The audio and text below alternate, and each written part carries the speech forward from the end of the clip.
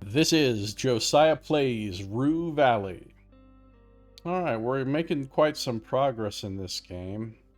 I don't know how far away we are from the end, but we're getting a lot of stuff done. Still don't feel like I have any idea what's causing the time loop. What's this? Oh, that's the master key card. I got the master key card. Alright, we're going into Frank's room. Nobody's gonna stop us.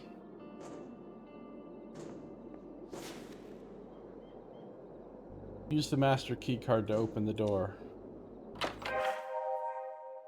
Alright, we're in Frank's room, and man, it's trashed in here. The fuck? A worn-out plastic folder sits neatly on the table, packed with papers and held together by a large rubber band. Hey, Aquabrow, how you doing? The front of the folder shows a picture of a huge rocket with a group of people in red jumpsuits. Above it, the Coral Destiny logo stands out in full color, along with some small print at the bottom of the page. Coral Destiny? These guys again? Another inspiration. Local suppliers of free water bottles and, oh yeah, space exploration and colonization. The fine print at the bottom of the page confirms it.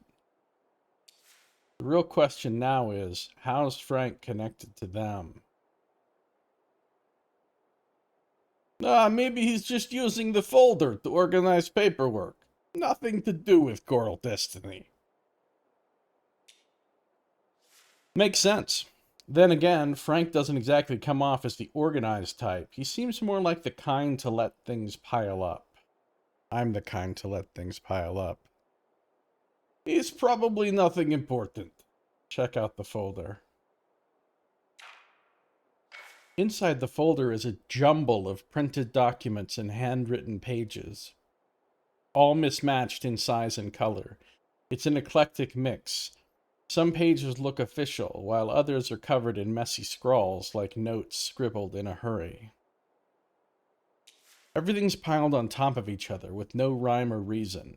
It's like Frank just crammed everything in without a second thought. I cram everything in without a second thought. I don't even have a first thought.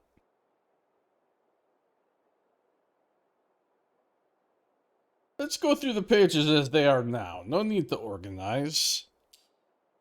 You take a deep breath and start sifting through it. That was the sifting sound effect. They worked hard on that. What you manage to piece together is that all the papers seem to be connected to something called the Guiding Light mission. Isn't that the name of a soap opera? Judging by the writing style and the diagrams on the printed pages, it looks like part of an official report, the kind with all the formal language and precise formatting. But it's incomplete. There are pages missing, gaps that make it impossible to get the full picture. Guiding Light is indeed the name of a soap. I literally knew that you would know that, Nox. I knew for a fact that you would know that.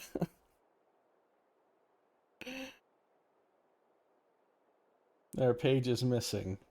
Gaps that make it impossible to get the full picture. Every single page has underlined words and comments scribbled in the margins. Guiding Light mission. I never heard of it. No wonder. Space exploration and colonization. I've never been your thing. And the yawns began. The handwritten notes, on the other hand, look like personal reflections referencing the report. One page in particular stands out. At the top, in large bold letters, the word liars is scrawled. Examine the note titled Liars. Turning the page, you find a printed section of the report. It looks like part of the conclusion, but it's covered in frantic handwriting. The word accident is heavily underlined and repeated over and over. Why am I not surprised they lied about the accident. Hold on, Frank's calling them liars, but at the same time, he's been exhibiting some erratic behavior lately. It's hard to tell if he's onto something real or if his mind's just spiraling out of control. Let's go through the handwritten notes. Despite your best efforts, the handwriting is nearly unreadable, a jumble of disjointed sentences. It feels more like stream of consciousness than anything coherent, just fragments of thoughts scrawled down in a rush. What else could I expect from someone who drives like a maniac? Indeed, this only confirms it. Inside his head is one big tangled mess. Let's take a deep dive into the printed pages.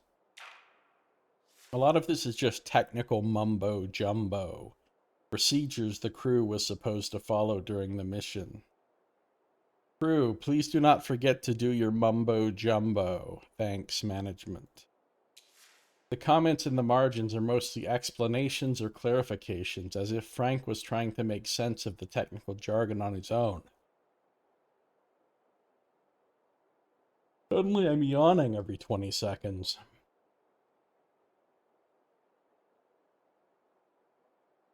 And it's really not because I'm tired, because I got plenty of sleep.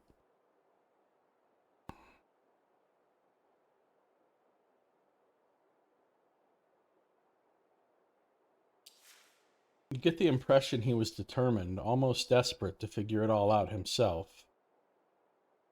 This is all very, very confusing. Indeed. The fact that you're using someone else's notes to understand it doesn't make it any easier or clearer. So, it's all about the guiding light mission and the so-called accident? Interesting. It sounds like something that should ring a bell, but then again, you've written about everything under the sun except space, so it's no wonder you're out of touch on this topic. Maybe this is a sign. The time has come to specialize in one topic. Space. Maybe, but that decision can wait. Right now, you need to dig deeper, find out more about this somewhere else. Another inspiration. My inspiration is off the actual hook.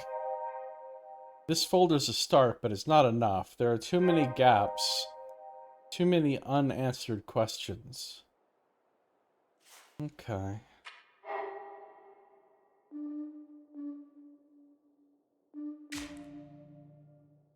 Found a stack of documents on Frank's table related to the guiding light mission. What's this now? Guiding light accident. There was an accident on a mission to Mars. In Earth orbit, the whole crew died. Huh. Accident schmacksident, I say. Hashtag off the actual hook.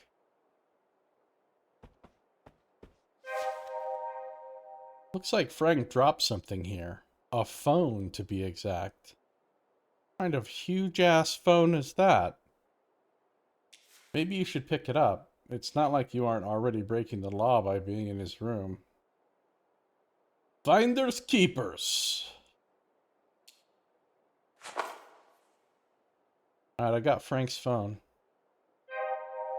Yeah, I know, intention. Look in Frank's phone. Like, it's gonna tell me like I'm an idiot, right? Oh, I hold the wrap up. I guess that's all. But what's in the bathroom? Nothing? Frank's bathroom has nothing? I'm offended by that.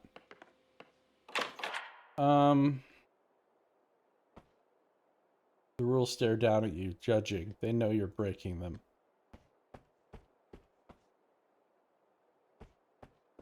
Other than mentions of the guiding light mission accident, it's just a bunch of technical mumbo-jumbo. I love mumbo-jumbo. It's my favorite kind of jumbo. How's the game? Hey, actor Michael Merchant, how you doing? Been a while? The game's good. It's not as good as Disco Elysium.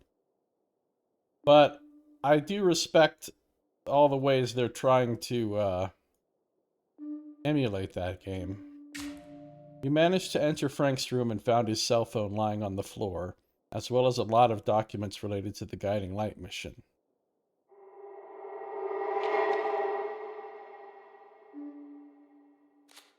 So, am I once again sans mission? I guess I am. Hope things are well. Things are pretty well, other than the fact that I can't get out the front door of my apartment now because some mysterious event took place which broke my door.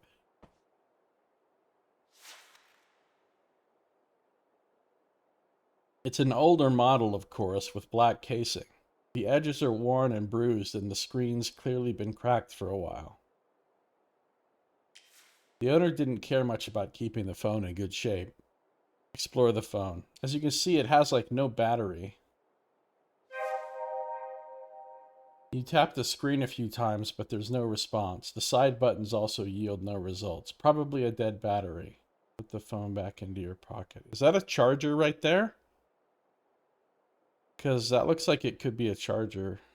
Or I don't know what it is. That thing on the end is kind of huge. Where am I charging my phone? There's got to be somewhere to charge a phone. Can you charge your phone in the bathroom? That would be weird if you could, but... Oh, we got a new little thingy. Access Frank's phone. Phone looks dead, but it might just be out of juice. There has to be a phone charger somewhere around here. You're pretty sure you even packed yours, or did you? I mean, like, if there was any logic in this game, you if nothing else, you could walk in there and ask Robin to charge the phone at the front desk. Like, that would be the obvious no-brainer solution that would definitely work. Although maybe you don't want her to know you have this phone. Because she'd be like, what? Whose phone is this? And you'd be like, what do you mean? Finders keepers. Give me my coffee, you jerk.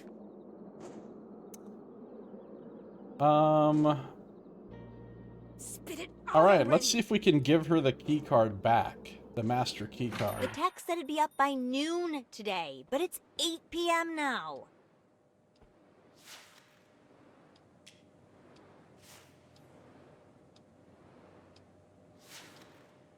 Yes, she's... Yes, your colleagues already suggested. And we try to interrupt her. She says, yeah, I'll call you back later. Oh, hello, Mr. Harrow. How are Okay. you? Are you ready to check in? Okay, I can ask her about charging the phone. That's good. I don't have an option, hey, I found your master key card. Do you want it back?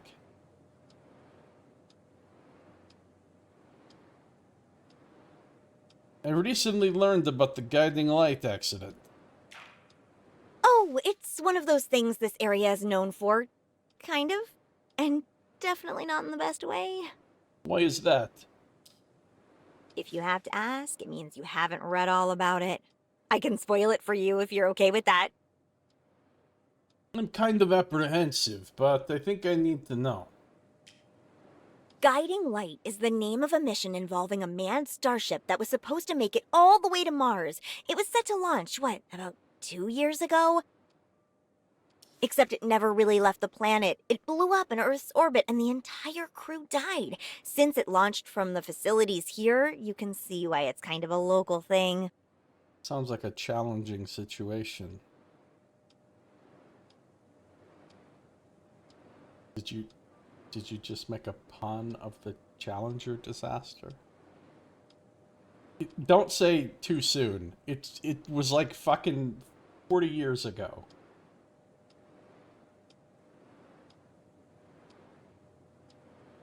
At some point, there has to be a statute of limitations on not being able to make fun of the deaths of people.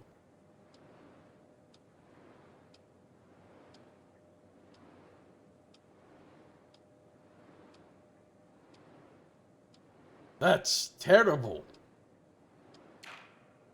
It really is. I mean, every time I hear about something like that, I can't help but think about all the people involved, their families and friends. It just affects so many lives, you know?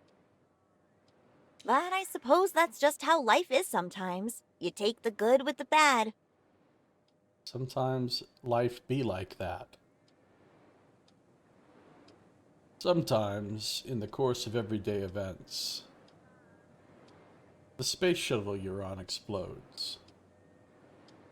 Allstate understands. That's why we're pleased to offer Exploding Space Shuttle Forgiveness. Are you in good hands? You guys remember those commercials? They were good. Maybe she can charge Frank's phone. Well, that doesn't sound like a bad idea at all. Excuse me, do you have an extra phone charger lying around? I'm terribly sorry, Mr. Harrow, but I only have my own. Can you charge this for me? Yeah, but I'll have to charge ya. Okay.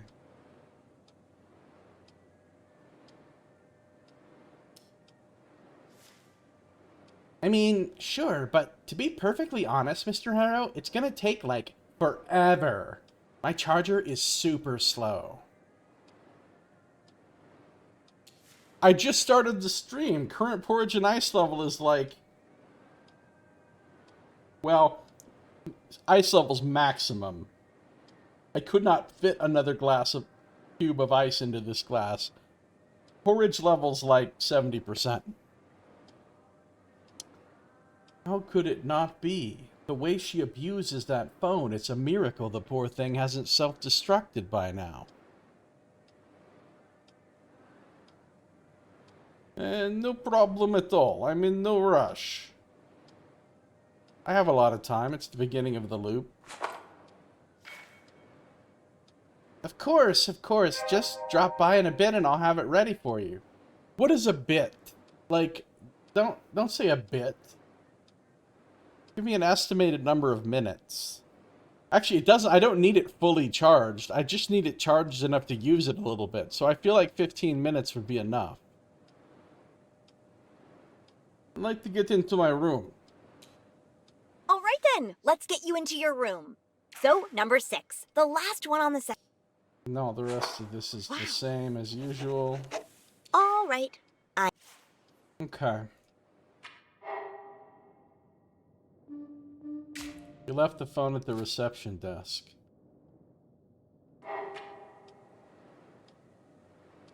How can I help you, Mr. Harrow? Can I take my phone back?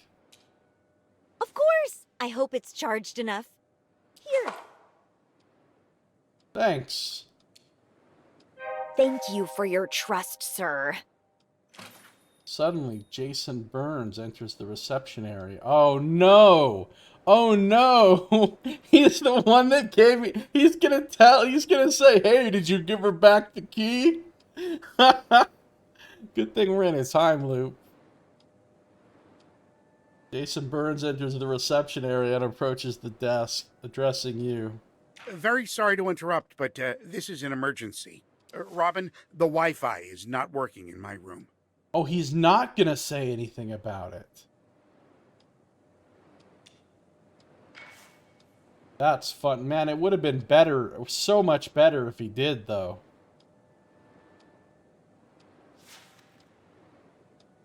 This is absurd!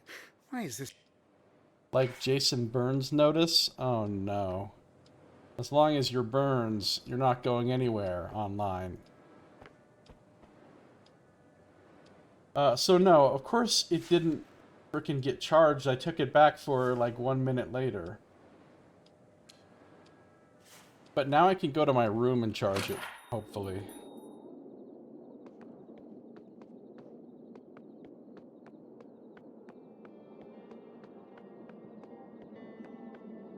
Tim and I watched every episode of Burn Notice. I'm gonna unlock the door with the master key card just because it feels cool. Alright, do I have a charger? Open the suitcase and find the charger. Unzipping the suitcase, your eyes dart over the few packed items. You really hadn't planned on staying here long. Now that's an amusing thought. The open zipper grins back. Obviously, we're not going to dig it out without making a mess. Who do you think I am? Turn it over, shake everything out, and fish the phone charger out of the heap, as one does. Yeah, show that suitcase who's in charge. You plug it in the socket above the bedside cabinet, aiming the phone's charging port. Aiming the phone's charging port with the cable connector? Wait, you're acting like it's difficult to plug in a phone? Just plug it in. Wrong side. Oh no, I have to be reckless, you guys. Force it in! Now you've done it. You've completely split the jack connector open. It's ruined beyond use. You'll have to find another way to charge Frank's phone. Oh, not this guy. Hello, sir. Am I speaking with Eugene Harrow? My name is... But of course... Just kidding. Well, now I've broken the phone even more. I guess we go back to Robin. Feeling like a fool. I mean, I can just do it again on the next time loop, right?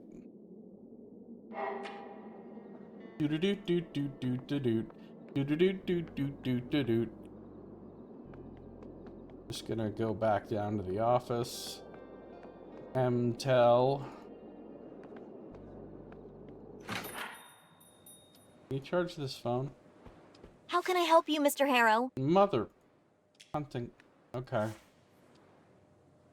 I guess I'm waiting for the next time loop.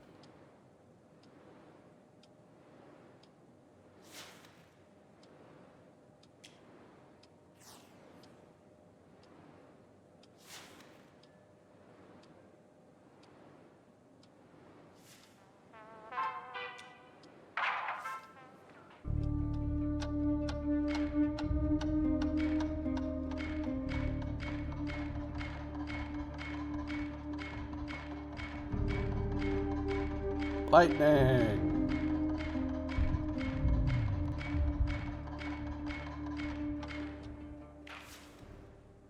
Enough of this for now. Boom, whoosh.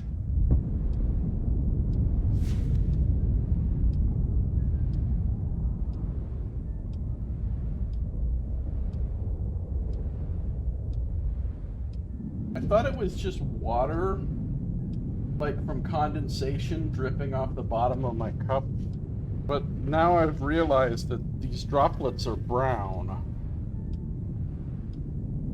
It's not just water. Somehow there is actual beverage on the bottom of my cup. Something must have leaked over the side, and I didn't notice.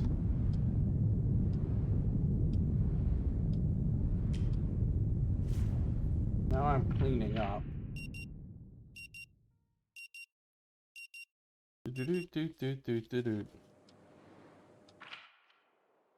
Still with me, Mr. Harrow?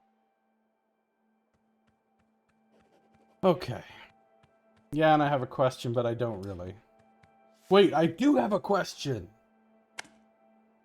Of course, Mr. Harrow. Feel free to ask anything. Ever hear of the guiding light mission? Instead of answering, he stays silent. His bushy eyebrows shoot up like rockets. Hey, like rockets. His eyes widening as if some unfathomable truth had just been revealed. But then, just as quickly, his composure returned. Guiding light. Why do you want to know that? Nosy time. I asked first, so you answered first. And don't skip any details. Your curiosity is commendable, but I'd prefer it if you focused on your therapy with that same level of enthusiasm. He dodged the question like he was swerving to avoid a stray animal while speeding down a desert road. And not only that, the absence of the usual follow-up question, something like, how is that related to you, is highly unusual as well. Suspicious. I need to dig deeper. Exciting, isn't it? You could get used to this. It's like a puzzle, and you can't get help but want to see it, and you can't help but want to see it through to the end. I got more inspiration. Stop giving me inspiration. I'm going to be over-inspired again. He glances at the clock as always. All right then. That's it for today. You should go and check in at the office. Wait. Didn't you feel that weight shifting in your pocket? Like something is in there when nothing should be? I must be tripping. You're not, for a change. Your jacket is heavier. Wait, did Jason Bourne's phone come through the time loop with me somehow? There's something in your pocket. That shouldn't be possible. Impossible. But it is happening. Didn't you put something in that pocket in the previous loop? Frank's phone. Yup.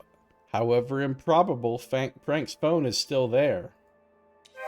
Which means you know shit all about the way this loop thingy actually works. See, I'm over-inspired again. Stop giving me all the inspiration there ever was. It's getting ridiculous now. I think the UI doesn't even have room to show all the inspiration I have. All of a sudden, everything starts feeling wrong. You feel overwhelmed, even by such an instinctive task as breathing. I know how that feels. I do. Mr. Harrow, you're shaking. Are you feeling unwell? Hey, what's up, Tim? How you doing? Knox was just talking about burn notice, and I was just making the Allstate understands, are you in good hands joke. It's like I summoned you.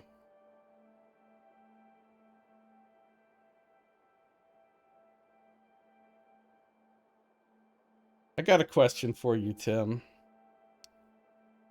Did you see the ending coming of Project Hail Mary? Because I sure as shit didn't.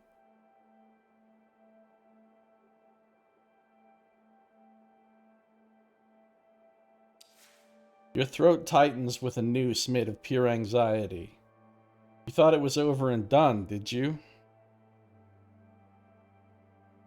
Alright, emotional check, which I'm gonna fail because I fail every single check. Try to untangle that noose before it chokes you dead. Nope, too sensitive. Status gain cognitive snap. In a world without surprises, this one hits you like a wake-up call.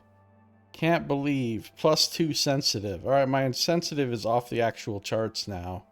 And my impulsive is ridiculous too. And so is my extra... I'm just a complete mess right now. You try and get a grip on yourself and on that choking rope, but you're treading slippery grounds. As moments pass, a sense of anxiety grows in you, becomes you. You can barely breathe.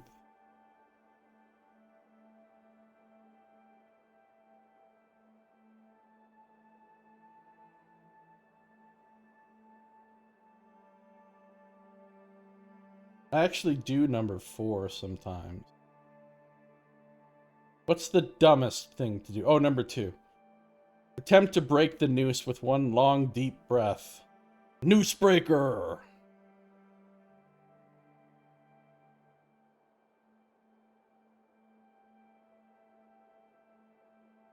I just mean, like, the very, very end. Like, his ultimate fate was not something I saw coming. I thought there were a couple possibilities, but I didn't think of that thing happening.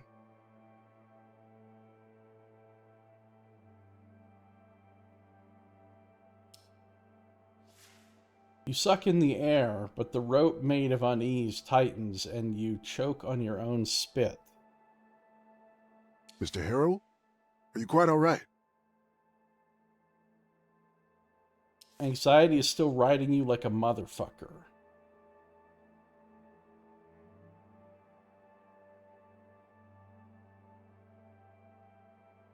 Close my eyes. Maybe the storm will wash over me.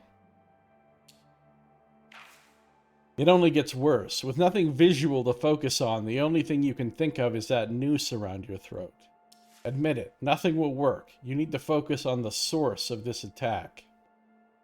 Alright, let's take out Frank's phone and focus on it. Right in front of Dr. Wang, or whatever his name is.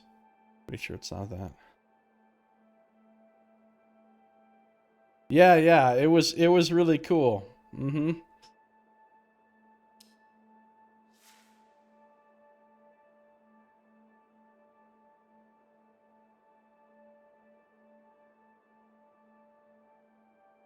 You would recognize that lightning-shaped crack on the screen anywhere. The tide of anxiety abates a bit, allowing you to breathe. But that noose still hangs heavy around your neck. Mr. Harrow. He takes off his glasses and the eyebrows perform a somersault right in your face. I understand your reluctance to admit you're upset, but it's clear that your phone has perturbed you in some manner. But this phone shouldn't be here. Must not be here. I understand and recognize you're upset, Mr. Harrow. In cases such as this, it's best to remove ourselves from the source of emotional disturbance. Oh, come on, guy. I can't remove myself. I'm in a fucking time loop, sir. Have you ever been in a time loop? No. That's what I thought. Please, next time, leave the phone in your room, and we shall discuss it in depth during our next session. There will be no next session, just the beginning of this session over and over. Or the end of this session, I should say.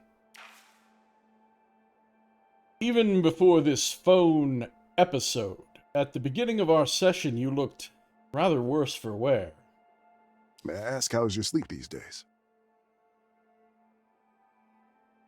Great! Better than a log, in fact. Is that so? He seems to inspect the dark circles under your eyes. One time I tried to lie to my psychiatrist. I have video appointments with him, you know, and he's asked me if I was sleeping okay, and I hadn't slept in like 30 hours at that point. And I was like, yeah, I'm sleeping great, no problem. And he looked at me like, and he's like, really? Because I guess he could see that I hadn't been sleeping well because he was completely skeptical.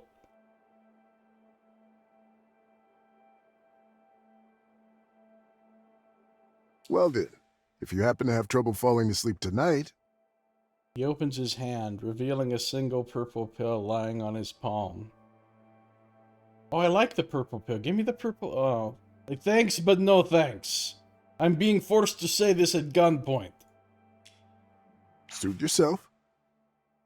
But please bear in mind, I'm offering just a mild, non-prescription herbal hypnotic drug. This is not a sedative. Far from it. Do you have a spare charger by any chance? No, unfortunately. Good night, Mr. Harrow. What a dick.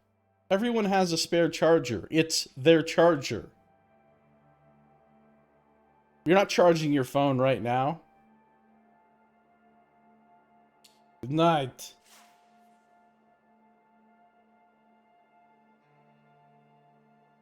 So something new has happened. Something new and strange. He's like, wait, this is what you look like fully rested? We have so much work to do.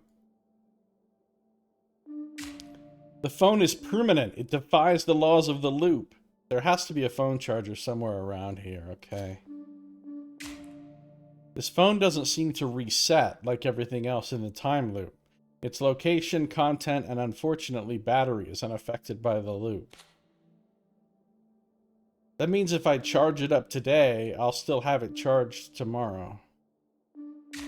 He used to work for Coral Destiny and seemed uneasy when you asked him about the guiding light mission. Yeah, he seemed sus AF.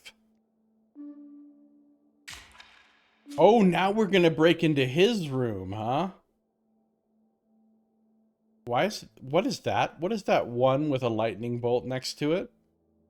I've never seen that before. You need to get into Dr. Fink's room and discover what secrets he's hiding from the world. Yeah, let's load me up. Load me up with that. Are there any others? No. I'll be back, sir. I'll be back. But to get inside his room, I need him to not be in there. You never thought you'd want to use his door from the outside, didn't you? I mean, he's literally still in there, so even if I got in, what the fuck would I do? I'll break you open if I have to. But I've never paid attention to when and if he leaves. I mean, I've never technically seen him leave, but I haven't stood here every minute of the day through the entire loop. So at some point he must leave, right? Jerk. The window is dusty, but you can still see inside. I'm not going to creep up to the window eagerly with Riley standing right there. What am I, a fool? Spit it out already. Can I ask her if she has a phone charger? Come on, you thief. Alright, fix the vending machine. Maybe I can help. Sure.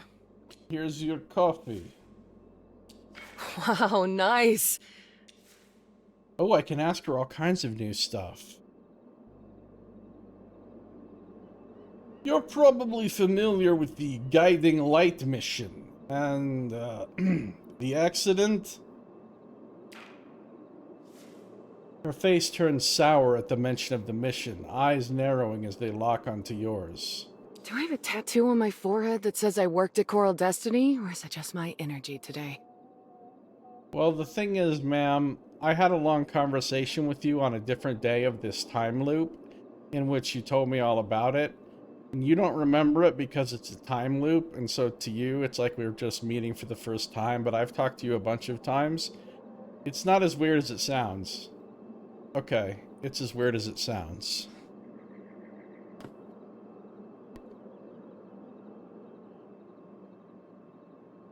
You strike me as someone who knows these kinds of things. Someone who knows these things? Really? And what exactly gave you that impression? Is it my pilot jacket, my sunglasses, the attitude? I saw you hitting that machine and I thought, here is someone that must know a thing or two about the thing or two. Well, I wasn't expecting that as an explanation. All right, you managed to cheer me up somewhat, so I guess it's my turn to return the favor. Do you need the whole story from the beginning, or just the part about the accident? I know the basic info, but it wouldn't hurt to hear it again. You're beating that vending machine like you have a spare charger, ma'am. Right, Tim?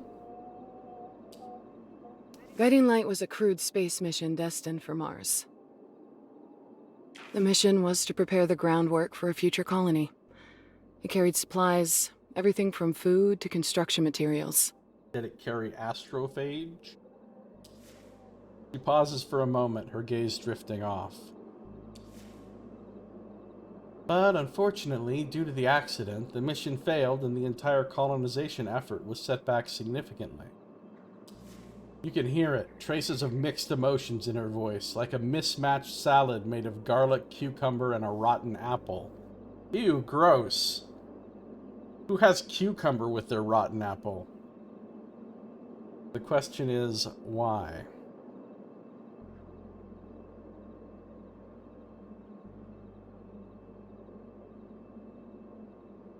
Are you sad because of the accident? Of course, I'm sad about it, especially because... Well, never mind. Let bygones be bygones. See, this was a dumb way to do this. What should have happened is I should have gone through the other conversation with her, because I already knew what to say to her to get her to talk all about her stuff. And then at that point, she would have been ready to open up more on this expansion of the same topic. But instead, I was just like, hi, tell me about thing. She looks aside, shaking her head as if in disbelief before turning her gaze back to you. Now, concerning the accident. The moment they could, Coral Destiny launched an official investigation. The conclusion? Human error. Well, no shit, it was human error. What else could it have been? Was the fucking shuttle struck down by an Asgardian? Well, yeah, at somewhere along the chain of everything that happened, there had to be some human error.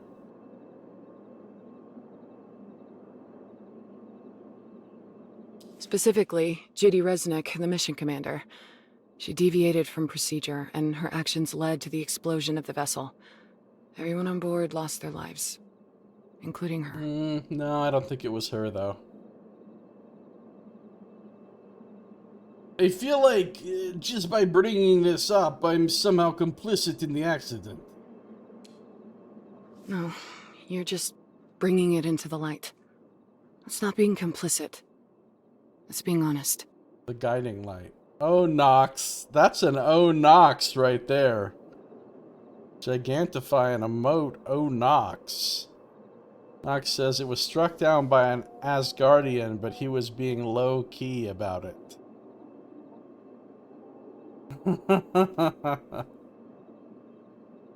Wow.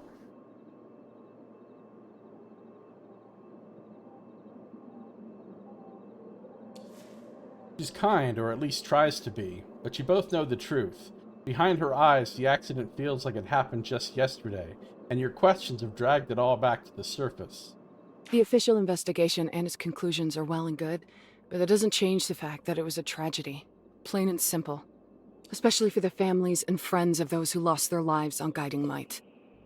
And let's not forget that the company, not to mention the rest of humanity, missed an important step in our mission to explore and conquer the universe. A missed step! People died, for crying out loud! I said dramatically. I'm in cognitive snap right now. I'm in no mood to... Despite all of that, Coral Destiny remains steadfast in its mission to take humanity to other planets and beyond. To those who were lost while helping achieve that dream, we salute you. They can't hear you, because they're dead. Her words sound rehearsed, like a corporate PR statement memorized and repeated. Flat, emotionless, nothing like the depth she had before. Did you lose someone close to you in that accident? Something shifts in her, almost imperceptibly, but you feel it. Suddenly there's a distance, a barrier that wasn't there just a moment ago. You know what? I'd rather not talk about it anymore. She says it with finality, her voice dropping into a tone that leaves no room for argument. I've explained what happened, and as far as I'm concerned, that's enough. Well, with a complete segue into the next topic, she had a tone. You have a tone. You're in a mood. What do you know about Dr. Fink? Why do you ask? Is there a particular reason?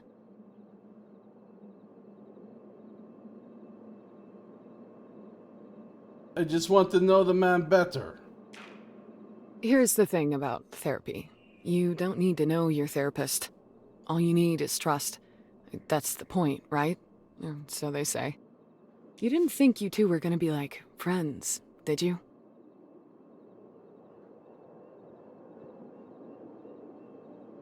Of course not. Right. Good for you. It's important to keep expectations in the right place. Well, if you need help feeling better after I just crushed your dreams, go ahead. Ask away. Maybe my answers will help. Maybe not. Who knows? Or maybe they'll just make things worse. But hey, that's the game, isn't it? First of all, how long has Dr. Fink been living and working here? If you're asking how long he's been in Rue Valley, At least 10 years. Not Rue Valley, this hotel. This motel. He came here to work for Coral Destiny. Lived and worked on campus at Starbase 1. That was his life. Until a few years ago. Specifically, he stopped working for them 2 years ago. Packed up, left the campus, and moved to the motel. He's been living and working there ever since. 2 years ago. Oddly specific thing to have locked in your memory. She shrugs, her tone casual. Oh, now she's got a casual tone. A lot of tones with this woman. Hard to keep up with the tones. But her body language betrays something else. A secret, hesitation, or just tiredness.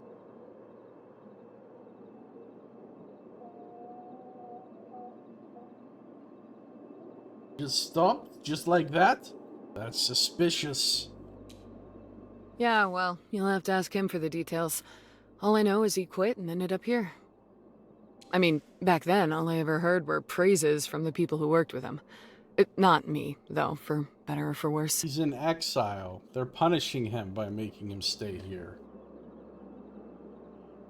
Like, let me tell you, your career as a therapist is not at its highest point when you have to live in a motel and have your customers come, I mean your patients come meet with you in a motel room. Like, this is not like he made it.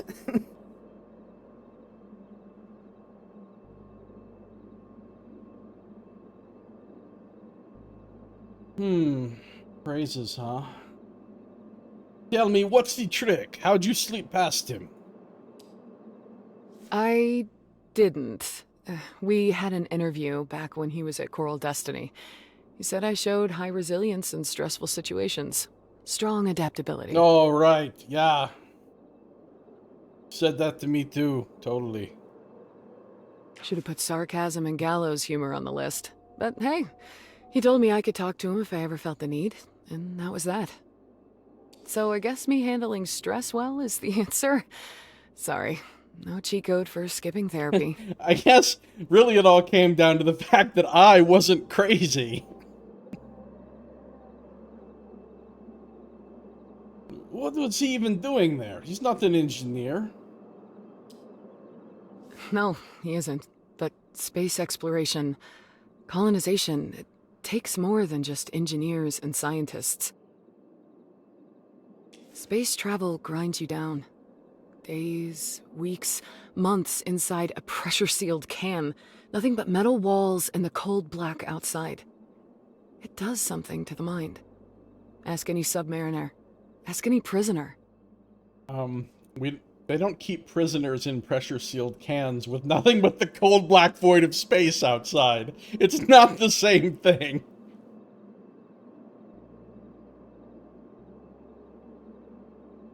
And then you land and you realize, this is it.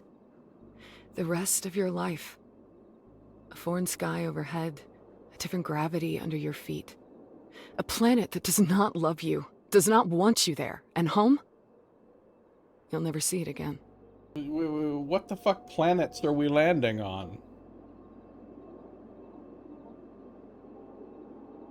Dr. Fink's experience in selecting the right people and teaching them to endure the pressure, clear their heads, make the right call when everything is wrong, tolerate the unknown. It was invaluable. Without the best people with the right set of skills, you won't last long out there. So he basically had to psych eval people to clear them to make sure that they would be able to handle the rigors of being astronauts. Hey, Cyber. So is she saying she needs companionship, in quotes? I don't think so. Arrogant. I gotta be arrogant right now because I'm forced into arrogant by the fact. Oh, it's this. It's because of the over-inspired. I'd never be that weak. That's what they all say. Right up until the engines roar and the thrust kicks in, crushing you against your seat. The planet, your planet, shrinking in the viewport. And then it hits you. Don't talk to me like I don't know how it goes. I know exactly how it is. I've listened to Rocket Man by Elton John many times. Lived experience. Any idea what he did before Coral Destiny? No clue. Probably more of the same, helping people or, whatever you want to call it. Helping people. Collecting a paycheck.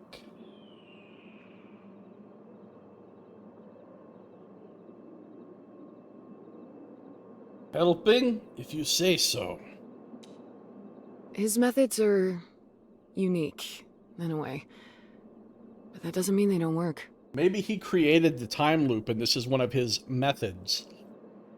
Maybe he's the pioneer who has originated time loop therapy. I mean, in actuality, if that was a real thing you could do, it probably would be a really cool form of therapy. If you could get people to where they had to repeat something over and over and over again until, like, they learned the lessons that they needed to learn and became a better person, and then they could get out of the time loop. But I don't think we can do that yet.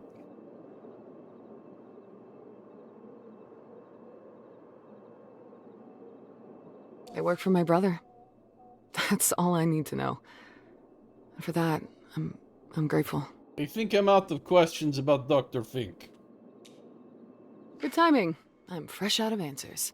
Bye. I don't even say bye. I just instantly turn around and leave. As one does. As one does. Okay, so... Can I go back into Frank's room? Oh, let me guess. I don't have the master key. I guess I don't need to go back into Frank's room because I've got the phone. But the problem is, if I've got the same phone from yesterday, I already messed up and broke it trying to charge it. I need a new, fresh phone from a fresh time loop, but apparently... Hashtag time loops therapy, right. Time loops don't sound very good. Like... I know that they threw around some ideas before they started making their cereal, and time loops was one of the possibilities, but they decided in the end to go with fruit loops instead, and I think it was the right call. I don't think time loops would have been nearly as good of a seller. Mm-hmm.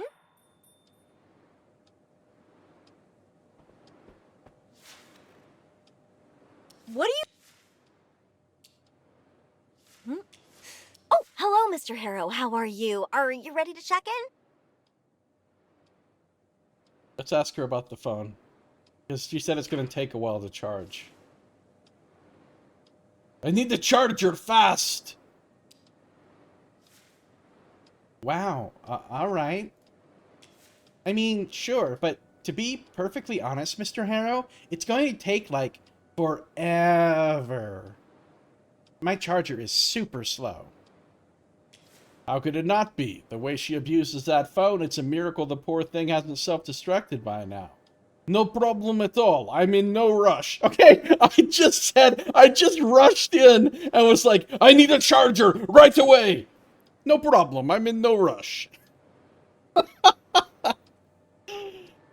Right.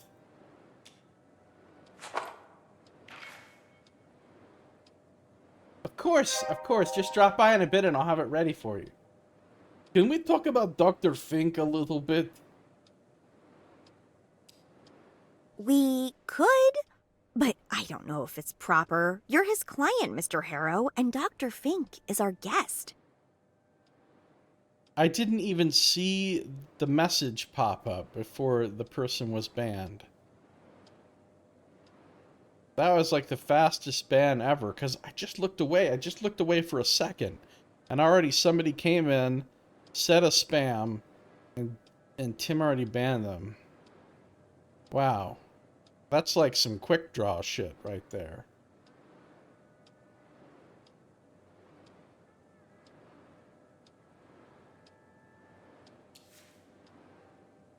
Despite her words, you feel she's eager to talk. She just needs a nudge in the right direction.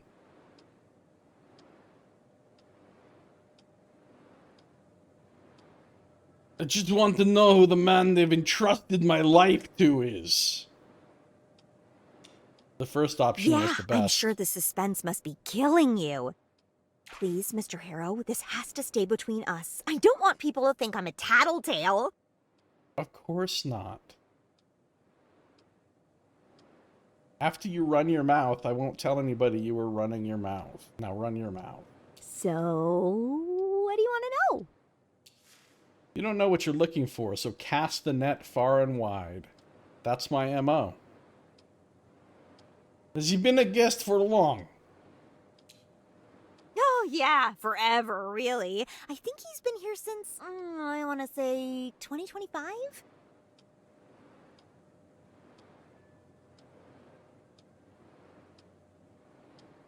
Even a couple of years is an eternity for the young. Come on, Mr. Harrow. You're not that old. You have a sinking feeling she's just being courteous.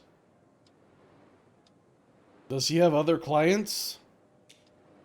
As far as I know, yeah. Some folk come here from Bothwood, and a few even from smaller desert villages.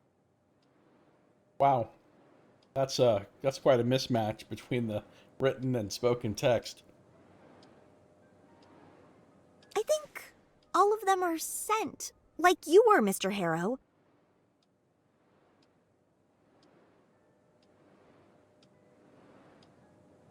What does he do in his spare time? And specifically, when does he leave his room? I have no idea, really. It's not like I spy on the man. You're a motel reception person. What do you mean you don't spy on your guests? What else do you have in your boring, depressing life? A sour smile twitches on her lips. But I often see him from here, dragging a chair out, just watching the sunset or reading a book. Uh-huh. Spy. Oh, sometimes late in the evening he does laundry here, and he's very particular about it, like which type of fabric softener he uses. Like late in the evening, like sometime between now and 8:47? Or... Do you know anything about his history? Not really. It's not like we're ever hanging out, and so he casually talks about his life before. One thing I do know, he worked for Coral Destiny before they parted ways, and he came to live here. Everybody thought it would only be a couple of months, but there you go.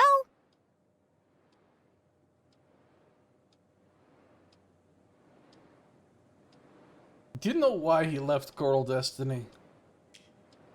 No? Maybe he didn't want to work for a super capitalist neo-feudal corporation anymore. Best if you ask him. Or check online.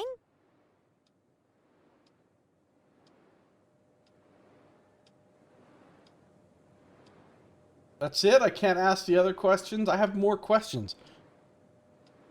By the way, there's no such thing as neo-feudalism. It's a ridiculous concept. Alright, thanks. You're welcome. No, I don't need to check in.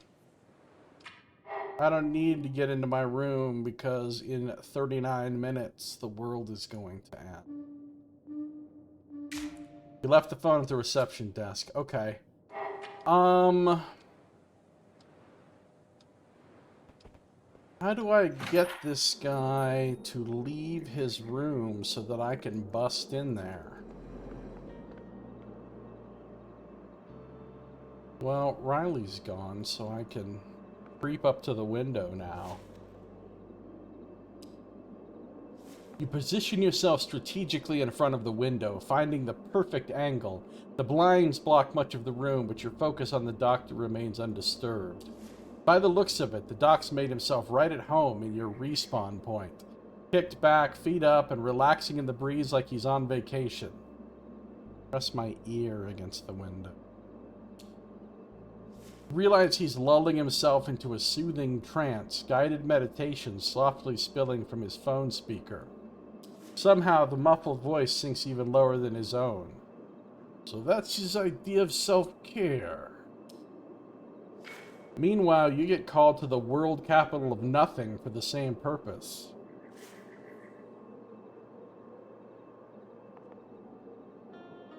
You know the drill. He's off to sprawl on the couch. Swing by later if you want to see his next move.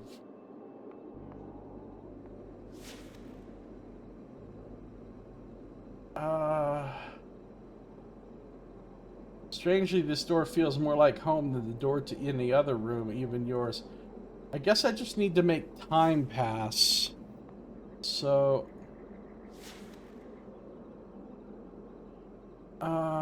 no, not this long. Alright, hopefully I can watch and see if he comes out.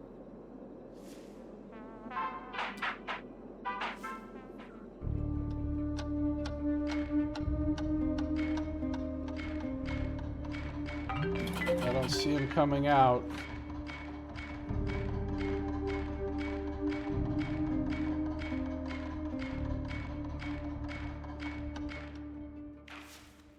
He doesn't come out.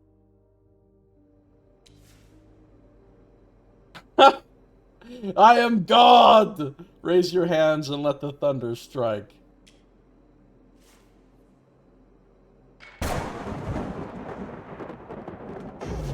Feels good, doesn't it?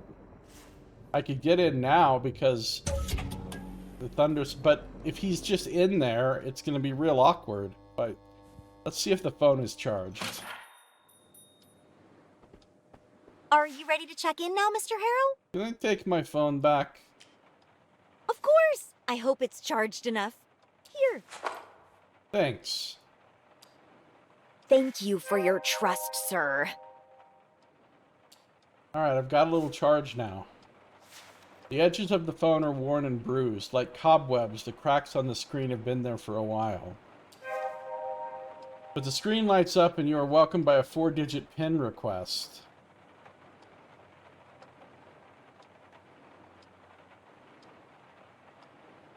Try 1, 2, 3, 4. A shaking animation behind the cracked screen tells you that the PIN you entered is wrong. Try 1, 3, 3, 7. Another shaking animation, another wrong number. Maybe you should try again when you actually find some number that might work. I want to try once more! Of course you do. Type 7648. As you type in the last digit, you expect to be greeted with the same shaking animation. But instead a message pops up. The phone has been disabled after too many incorrect PIN attempts. Try again later. You will have better chances looking out for 4-digit number that holds some meaning to Frank. So now do I need to break into Frank's room too? Oh, no, I did break into Frank's room. That's where I got his phone. I was thinking of Jason Burns for some reason.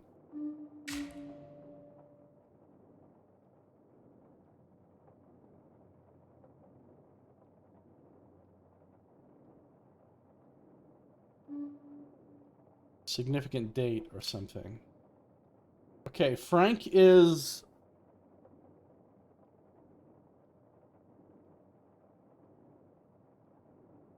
Frank is Riley's brother, right?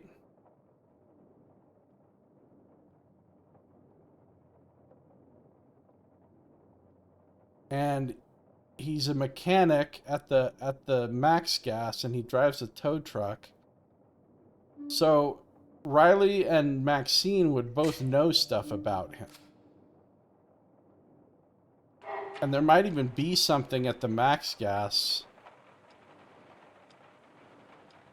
Something written down. Are you ready to check in now, Mr. Harrow? No. No. Alright, let's see what happens if I just roll up and knock on his door. Or try the handle first. Locked. You'll need the right key card or a battering ram. Knock. Silence greets you. Thick, unbroken, the only reply. This isn't going to work because the power outage already happened. Good idea, wrong timing. The sky already spent its anger.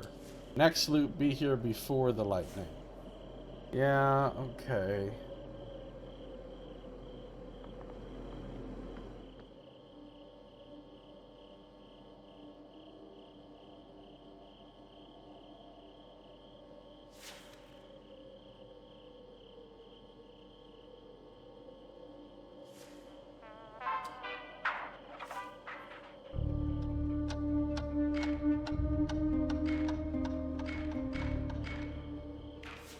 Enough of this for now. Boom. Whoosh. Boom whoosh doo doo doo doo. Said boom whoosh doo doo doo doo doo. Boom whoosh doo doo doo doo.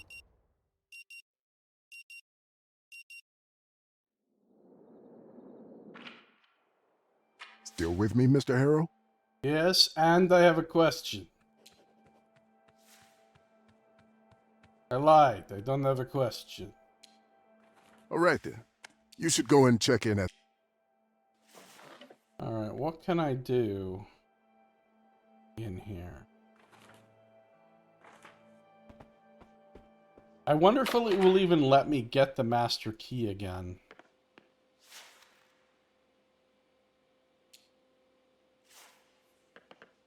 It probably won't, because that seems to be this game's MO, just randomly not letting you do stuff that you could definitely do. But we'll see.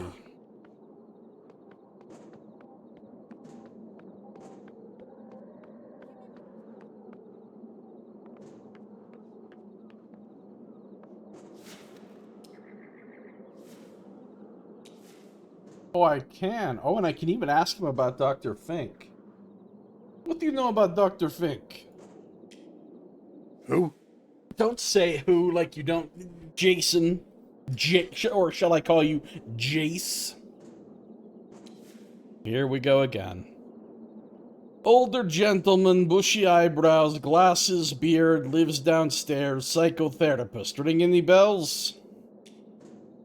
Oh, right. Yeah, I've seen him a couple of times. I didn't know he was a therapist, or that he lived here. Go figure. You never talked to him? He grins easy and sincere. Nope, I'm not the type who thinks talking about feelings solves anything. Man after my own heart. I talk about my feelings all the time. Right? Heard any rumors about him? Nope. Like I said, I've seen him passing by, but that's about it. Why are you asking about him anyway? 'Cause I'm in a time loop, fucker. No, because he's my therapist. Figured I should know what I'm getting into. Wait, didn't you just agree that therapy is bullshit? Yeah, I did. Right, got it. Hope you get through that ordeal as fast as possible and start doing something real. Problems don't get solved by talking. They get solved by action. Real action. Tangible results. Leans in slightly like he's letting you in on some great universal truth. Can't sleep? Take a pill. Or tire yourself out. Feel anxious for no reason? Act in spite of it. Life beats you down? We're all waiting for the same shit. Get up and hit back. Enough talk about the bad. Move.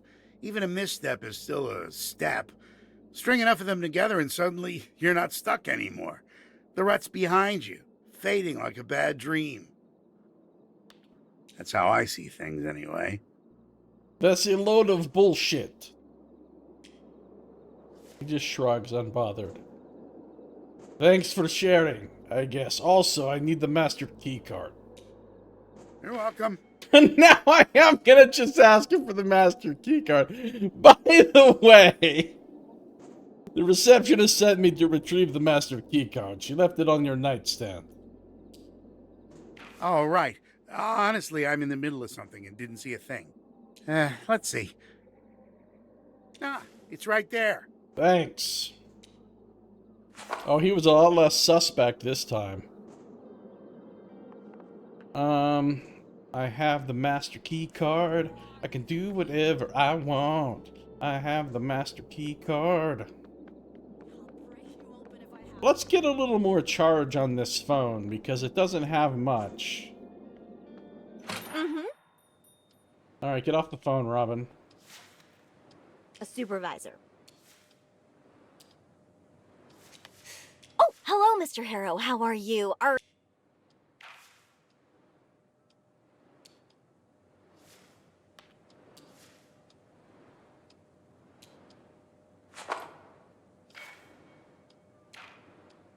right.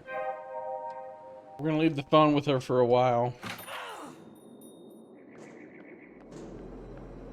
Give me my coffee, you Now, jerk! what happens if I just master keycard my way in there right now? 2 minutes after I left. Out already!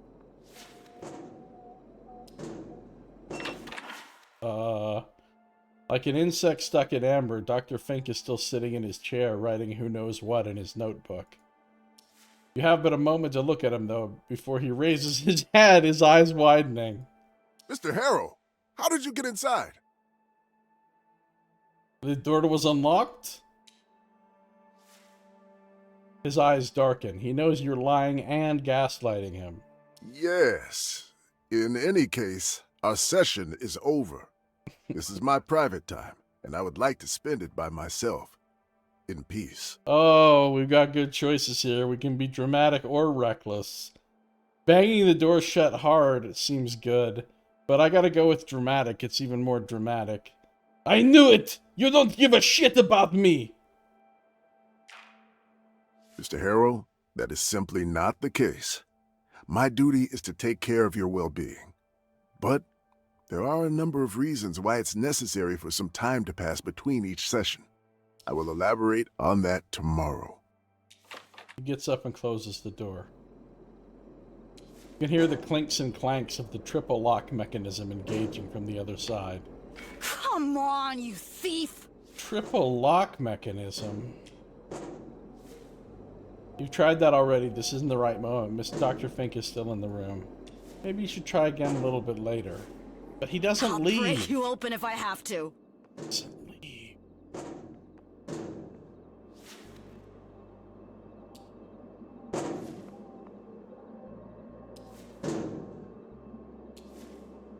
Oh, this is different. Pressing your face against the window, your leg twitches Oh, she's just watching me now. That's not good. Your leg twitches uncontrollably, refusing to settle down. The blinds obscure most of the view, but you catch a fleeting glimpse of the doctor, though you can't get a clear look.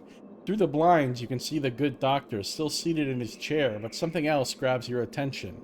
You're so used to the relentless barrage that the silence hits you even harder when it stops. And just what do you think you're doing? At least the vending machine got a breakthrough, not the kind... Got a break, though not the kind Riley hoped for. Oh, didn't see you there. I was just, you know, investigating. Knox bluff. Were you now? That's cute.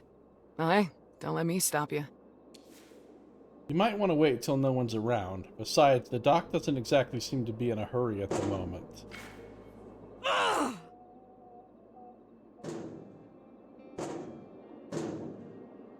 Give me my coffee, you jerk! Sure, give it a go. Wow, no. Let's see. Don't think Knox is here, though, at Josiah Firesnake. Knox is sometimes attending to matters in the secret cow level. Let me in. I need to find something in here with 4 numbers.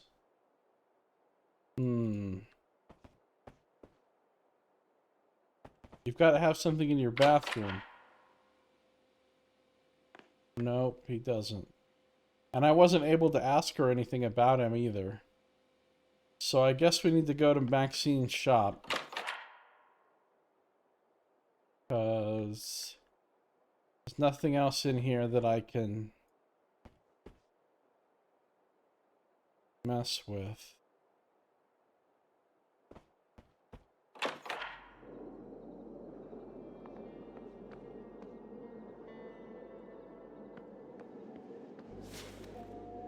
so we need to go south.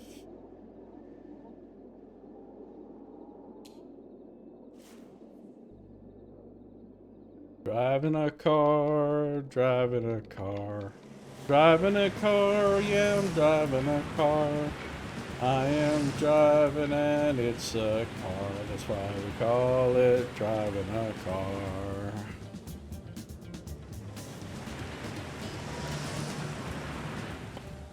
Hashtag Diddy.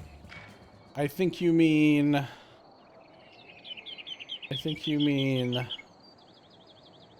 Diddy.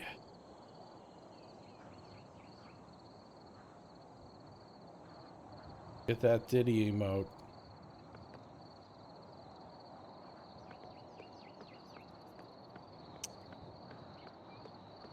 Okay, so...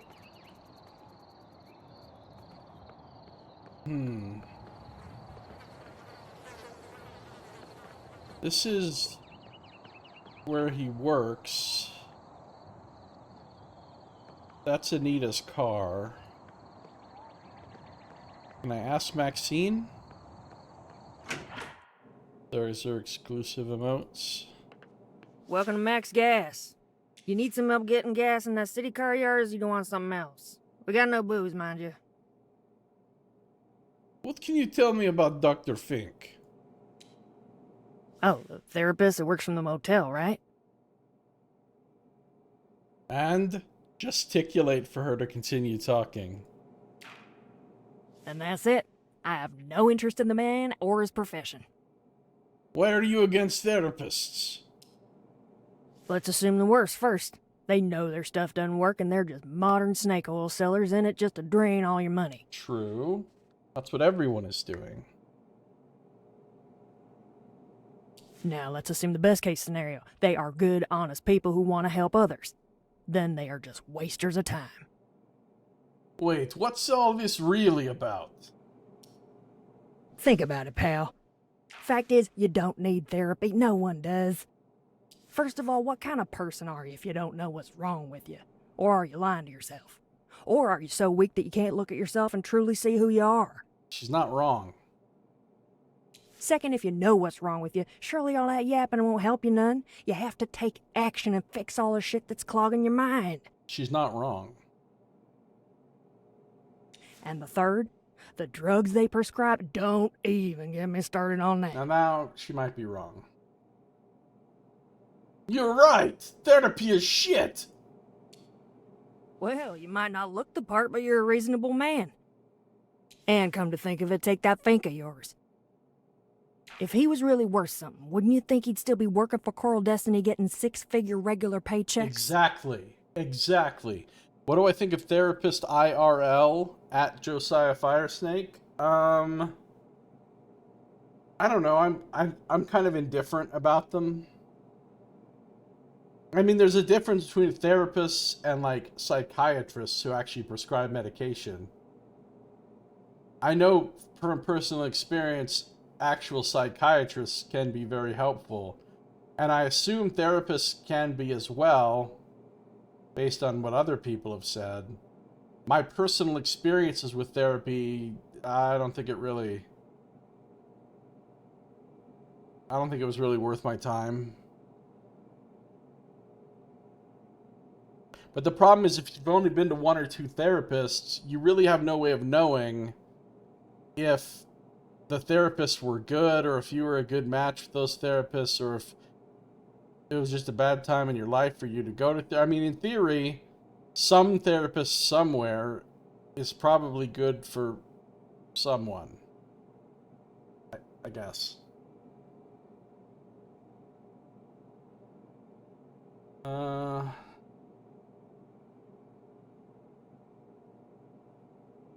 You sure know a lot about Fink.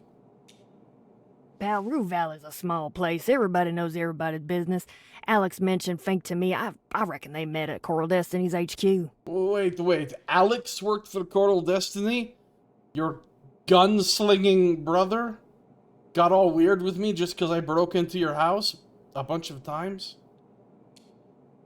Yeah, Alex worked for everybody around here. But Destiny's his own personal record, 2 weeks and 4 days. Nice. Man after my own heart. That's what happens when you don't go to work 5 days in a row and you're not the owner or someone indispensable. Yeah, that's bullshit, right? They always fire you for that shit. Like, Listen, I've had enough yapping. Do you want to buy something? actually, I want more yapping. Is there anything you can tell me about the guiding light accident? You know how many people ask me that every couple of days? Must be a lot since you're asking. A lot doesn't cut it. Far too many is the answer. Tell me, what is this place? What am I doing here? I didn't expect a pop quiz. Are you always so unprepared, or is it just my effect on you? This is a gas station, not Coral Destiny's info center. People be acting like I know everything about propulsion science, orbital mechanics, and all that bullshit. But the worst are people like you, who want the drama, the scandal, without a care in the world how it messes up real people. Uh-oh. I care. Tell me how this accident affected real people. Shit, you care. Your face says you're someone who gobbles up other people's misery. So, here's a treat for you. Made you choke on it. My car guy, Frank, his partner was the commander of the Mars mission. Oh, really? I often think it would have been better if he bought a farm the moment he heard Judy had two. Sorry, who's Judy? Are you simple? Haven't you been following the tale? Judy's Frank's partner. Was Frank's partner. She died in the Coral Destiny accident you asked about. And took all the blame for it. And that messed up Frank's brain so much that he was never the same. Well, don't get me wrong. Even when Judy was alive, Frank could be brooding and dark. Especially toward everyone that wasn't her. But now, it's like he's a walking black hole. Pardon my Coral Destiny term there. Just sucking the life and joy out of everything that gets near. And the worst thing? He's making my life hella difficult. On good days, I can barely make him come to work. Imagine the bad days. How about you just let the man be? You know, I woulda if it wasn't the best car guy around these parts and my employee. Listen, I don't want to yap about this no more. It'll just give me heartburn. Alright, thank you, ma'am. I learned some interesting things. I learned that Judy and Frank were in a relationship. I learned that maybe the pin has something to do with Judy. What was the exact date of the explosion?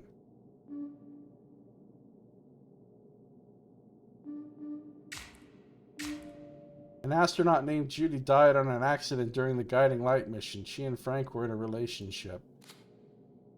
Well, that explains why he had all the documentation in his room where he was obsessing over the guiding light thing.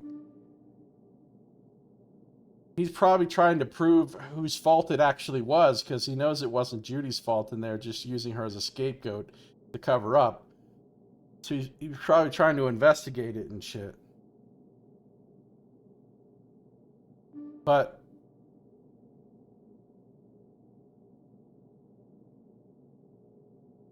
it didn't get me any closer to a pin.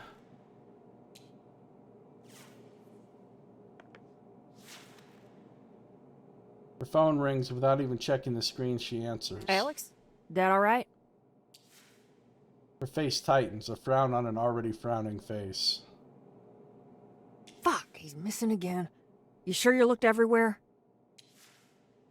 The voice on the other end keeps talking. Her concern doesn't ease. If anything, it digs in. How does he exit with no key card? He walked through the door like a ghost or something? Actually, I know how he exits a key card. There's a secret passage through the tool shed.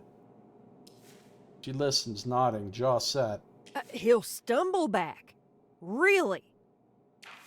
As soon as the voice on the line stops, she draws a quick breath, like a diver at the edge, and softens a notch. Alex? I know I've been asking a lot of you, but could you please go out and look for him? Just round the house, you know. He couldn't have gotten far on foot. Spoiler alert, Alex does not go out and look for him. He stays in his room listening to very loud music. Her face turns red while listening to the answer. For fuck's sakes, Alex, he's your father too. Do something. After a few seconds, she lowers the phone, slow and careful. He must have hung up on her. Color fades from her face, but the anger lingers in the air. Ooh, air anger. It's the worst kind of anger. Her eyes follow you across the shop. So? You buying something? Just looking around. I don't even know what voice I was doing there. Okay. She needs to chill TFO. She does need to chill TFO. Oh, there's Riley. How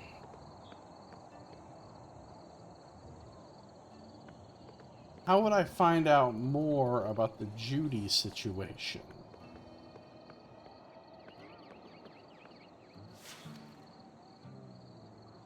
Maybe I can get more out of Riley about it in the next loop?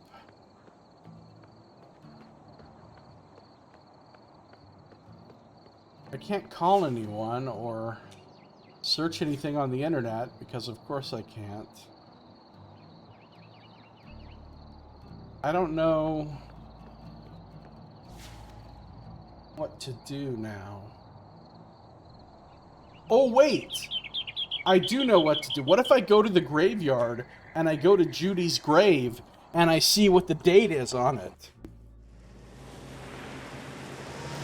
Driving a car, driving a car, driving a car, yeah, I'm driving a car, driving a car, driving a car. I don't want to talk to you, Mr. Rugger. It is driving and it's a car, that's what we call it, driving a car.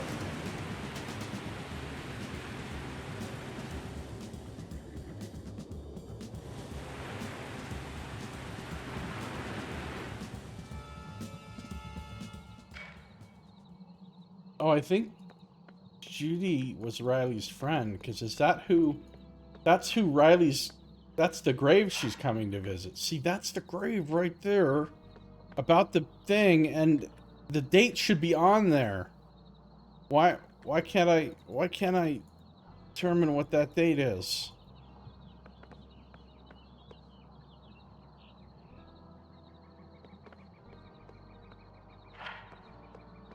Well, we know it was in 2025.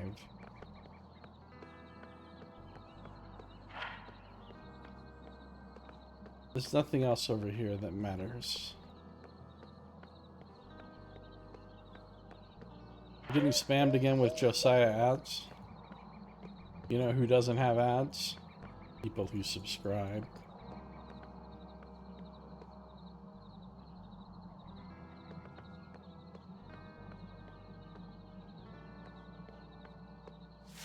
Alright, well, I thought this was a really clever idea, and I was wrong, so I guess we'll go back to the motel.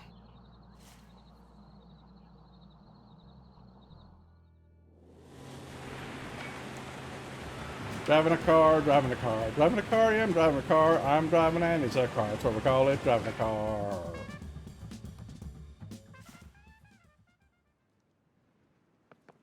It's 8:30.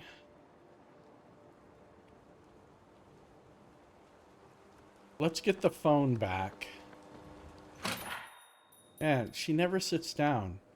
That Robin, what a trooper. Are you ready to check in now, Mr. Harrow? No. Can I get my phone back? Of course! I hope it's charged enough. Here. It didn't charge at all! Thanks. Thank you for your trust, sir. This is like the same charge level it had before.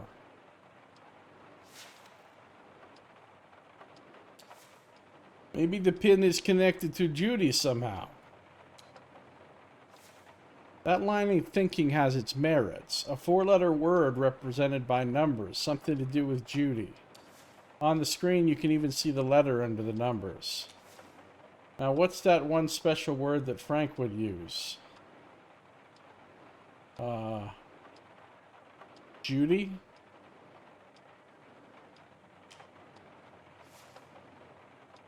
Finally, the generic lock screen fades away, and you can almost hear the pixels screaming as they die.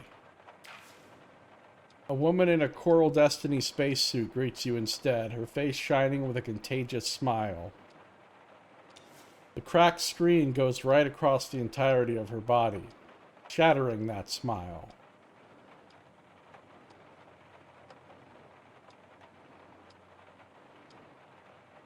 That spacesuit did shit all to save you, lady. It might have bought her a minute or two, enough time to say your goodbyes to the universe. Check the email app. The app loads, but clearly announces that you'll be presented with limited content. No internet access. The message lingers at the bottom of the screen as a constant reminder. The inbox is full of unread emails that seem to be a compilation of notifications, promotions, and advertisements, with only a smattering of messages sent by real people. This is my inbox, except my inbox has like 10,000 unread emails. If anybody ever gets my phone and wants to investigate me by checking my email, they're gonna have some shit to wade through.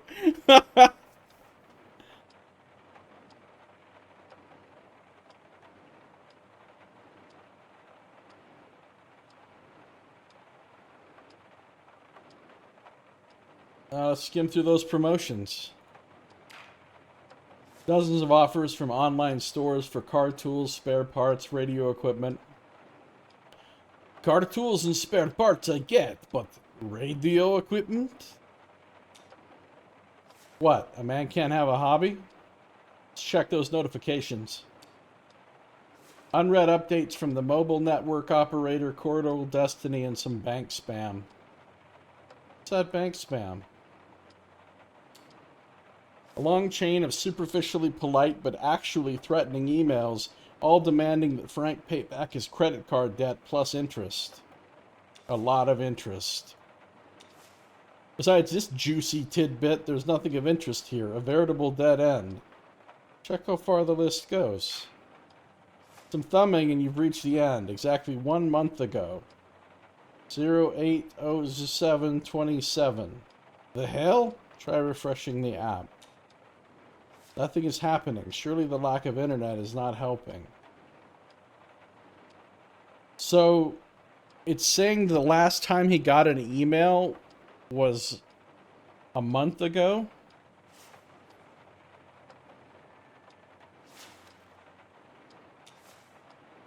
Check internet connection. Phone is connected to a near Wi-Fi router. Rue Valley Motel guest, but right under in tiny red letters it reads no internet. Seems like the motel has Wi-Fi, but for some reason the internet doesn't work at the moment. Yeah, I know that. Let's browse through those text messages. You're assaulted by a seemingly endless list. Most of the texts have never been opened, as signified by the little number in a bubble icon.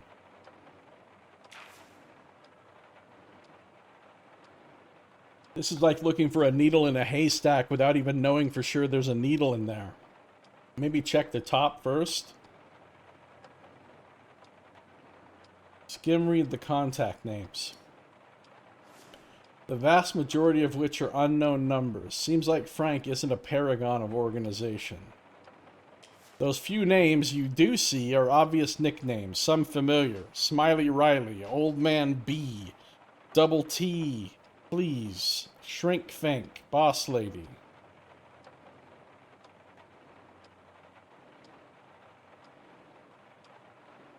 Double T, Please must be Anita. Old Man B is probably Ben. Riley's obviously Riley. Fink is Fink. Who's Boss Lady? Oh, Boss Lady's got to be Maxine. He works for Maxine. Check the oldest message. You had to scroll down so much that you don't have an opposable thumb anymore, at least not for a while. And all this for an automated message from the mobile network operator with instructions on how to activate the phone. What are the most recent messages?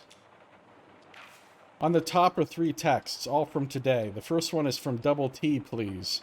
Unopened. The next is from Boss Lady. Surprisingly opened. And lastly, a text from Smiley Riley, also opened.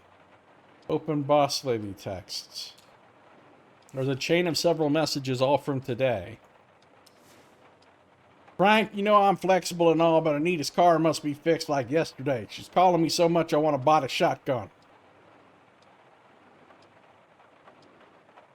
That's what I do. I call and call and call until I get what I want. Or until people stop answering your calls. There are more texts in this thread. Want to see them? Read further. Earlier today, call Anita now. It's urgent. There must be something interesting in here.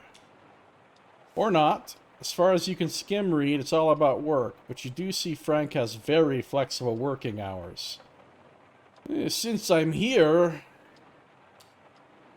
As the thumb glides across the cracked screen, you scroll down and down. And finally, there's something. A text from some weeks ago. Listen, Frank, I've got 3 cars that are rusting here for 3 fucking weeks. If you don't want to work, just say so and let us part ways. And the best, juiciest thing? Frank didn't even respond.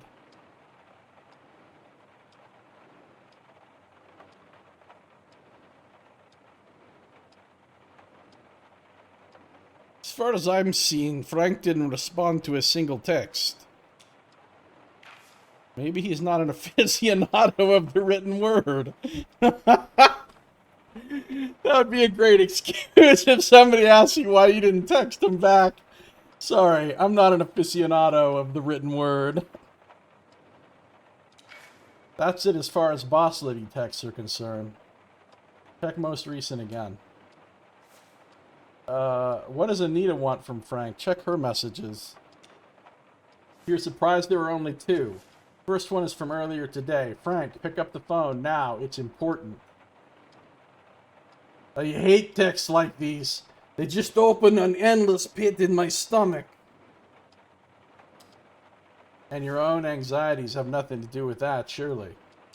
The second message is also from today, some 10 minutes before the start of the loop. I still think you're a selfish shithead, but I have to admit you're right. If only you could take your own advice.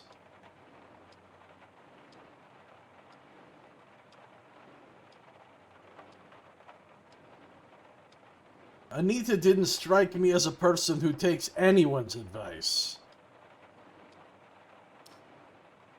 Book by its cover and all, remember? That's it, no more messages. Check them again, go to the Smiley Riley texts. A red message from today, uncharacteristic of Frank. I'll be at the motel at 8 p.m. Please be there, we need to talk. Oh, so she didn't just stop by here to get coffee. She came to talk to Frank. And she was getting coffee first. So Smiley Riley was waiting for Frank all along. Is waiting for Frank. Scroll through Riley's text, see what catches your eye. There's nothing. A long stretch of silence, more than a year. Maybe they were out of touch for that time span? Nothing strange there. I haven't been in touch with people for more than a year. I know how this goes. Yes, but that's you. You living incognito in your rat's nest in a megalopolis, scurrying to survive every single day. You that cut all social and family ties. Not everyone is like you. Hell, no one is like you. And even after that period, there aren't as many texts. As far as you can see, mostly a regular organization. Where and when to meet. One or both of them must hate texting, or they weren't that close. Dig deeper. You scroll and scroll, your thumb tip going numb from the cracked screen. And then, come to Rusty's tonight. I want you to meet Judy. If only I had a sister to help me meet people. Or anyone else, really. But back to messages from other contacts. Most recent again. No. Maybe a search? What are you looking for exactly? Judy. Seems to be the only person Frank really exchanged messages with. The last chain of text reads, "Hey, before I go radio silent, watch me fly off from the hill tonight. For good luck, you know?" Frank responded, "What makes you think I'm not already there to see you become a firefly? Well, she became a firefly, all right. Not in the way you thought.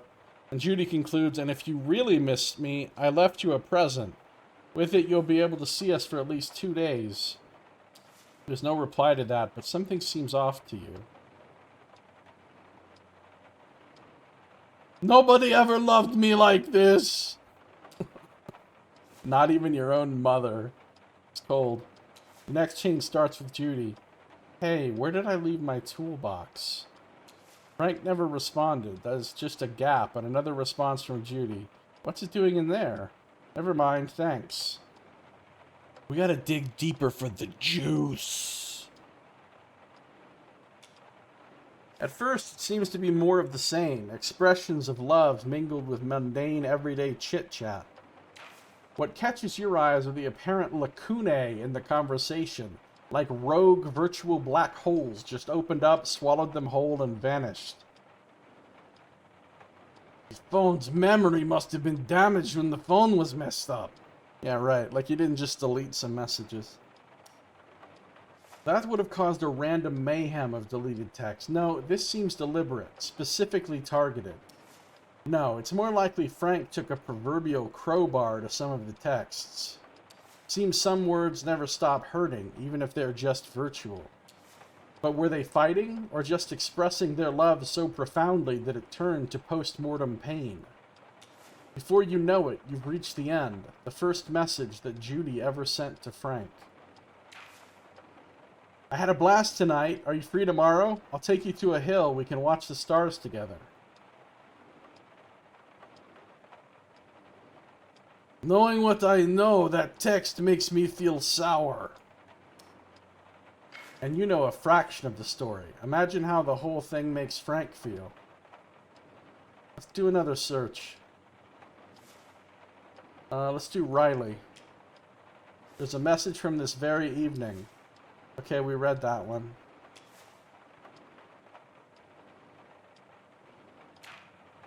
There's nothing.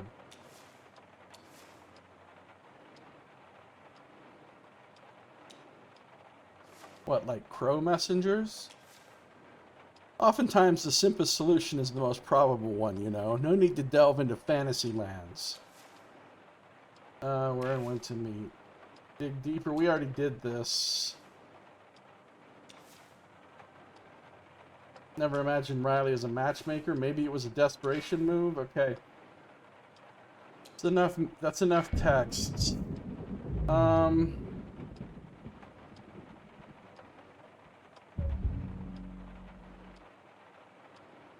Let's go try to get into the doctor's room while we still have 9 minutes left.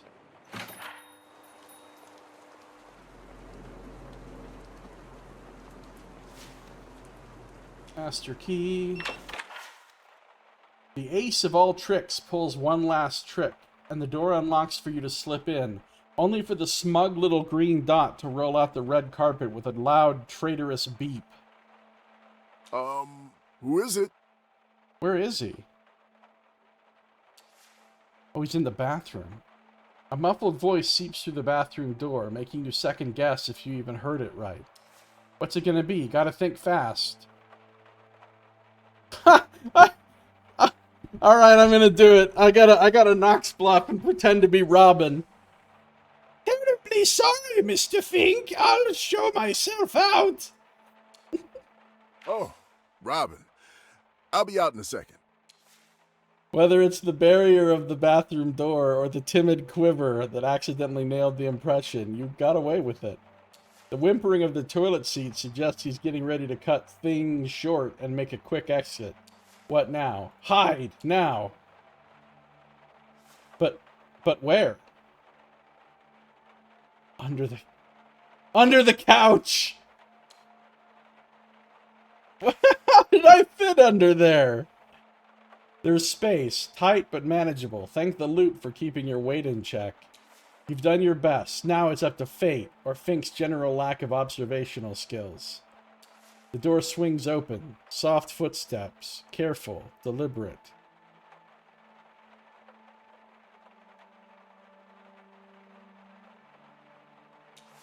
From under the couch, you see them. Fink's feet. More precisely, his socks.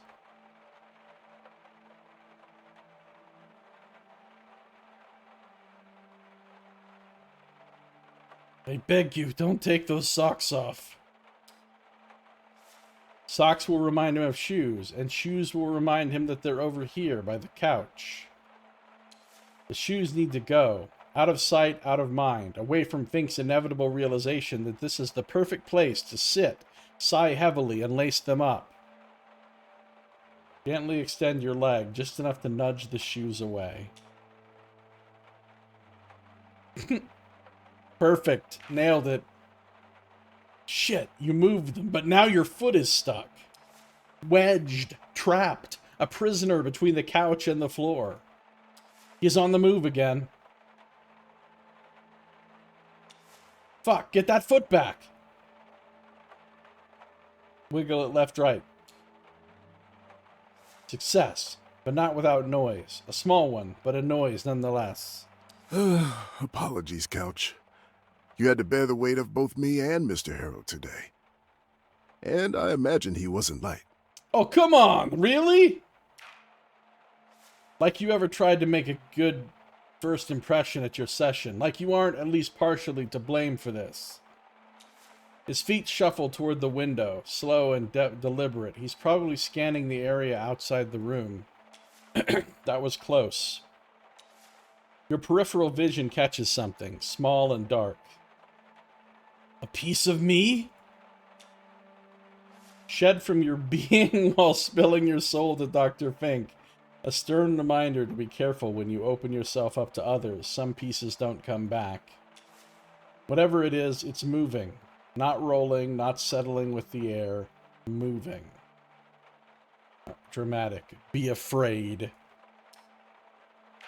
Because nothing friendly that is alive and kicking makes its home under the couch. It moves, slowly, creeping into your line of sight. An ordinary house cockroach. Slick, dark, unbothered by time itself.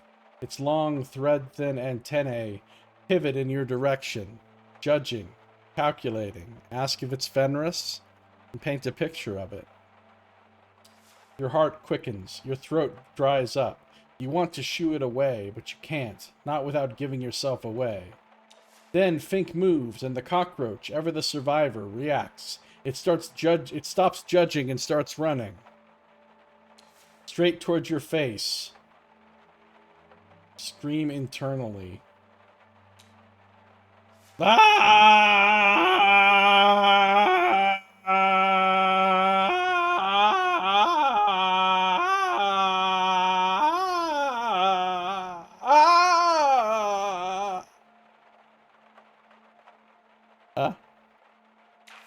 You feel it before you see it. First, its antennae, testing the terrain, your skin. Then the tiny, sticky feet that follow, scurrying across the ridge of your nose with zero hesitation. It doesn't care. It never cared.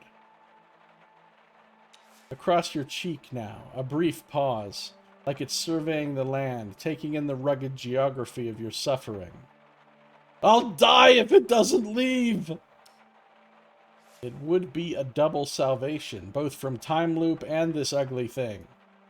Then it moves again, downward, towards your neck, into your shirt, and from there, who knows where. No. No, this is too much. Fink or no Fink, you're getting out of here, now. You lunge, slapping at your face, clawing at your collar, desperate to rip away the unwanted guest. It flees, skittering into the shadows, unbothered, immortal. Shifting your focus to the room, you brace for confusion and outrage. Instead, you're met with silence. Fink must have gone back to the bathroom while you were too busy undergoing a crisis. I will never recover from this. The feeling of those tiny, skittering feet imprinted on your skin forever. The violation, the pure, undiluted wrongness of it. And yet, Rue Valley is not done with you, not by a long shot. For now, you're free to explore. I'm in his room, and he's in the bathroom. They need to be connected to the internet.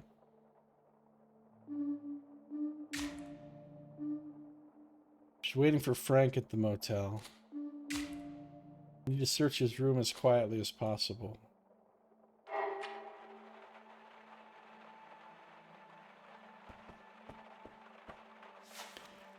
The clock is a relic of an idealistic bygone era. Its metal frame painted a faded green, once a color that screamed futuristic, now just a tired mockery of ambition long past.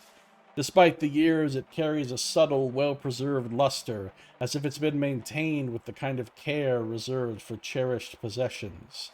The red-lit numerals glow with a sharp clarity, casting an ominous glow.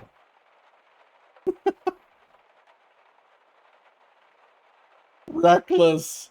Smash the clock into the ground!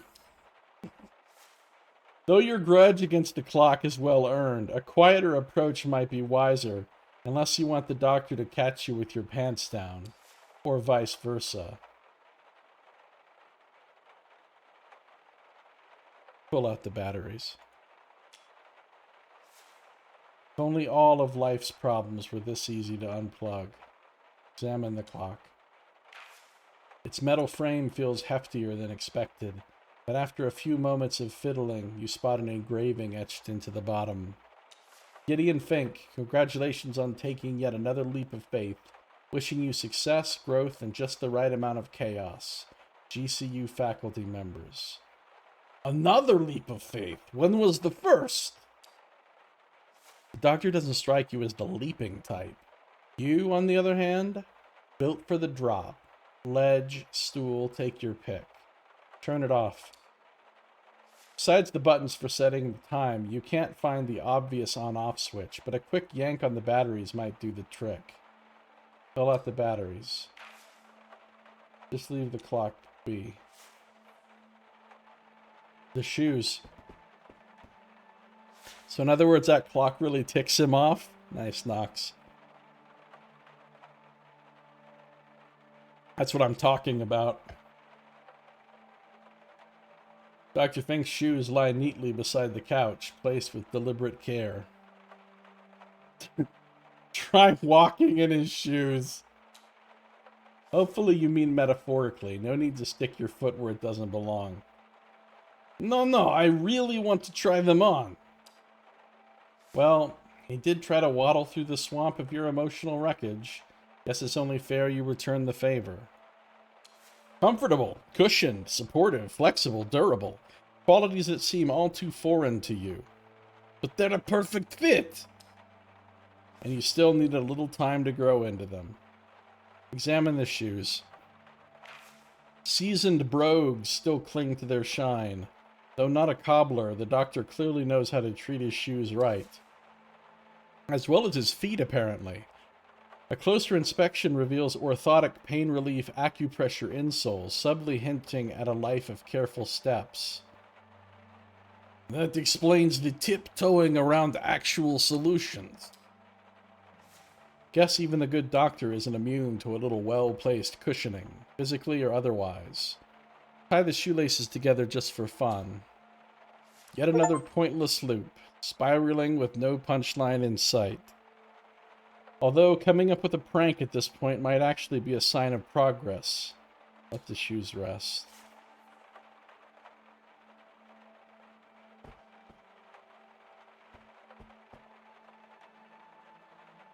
Best not to interrupt Dr. Fink's sacred alone time.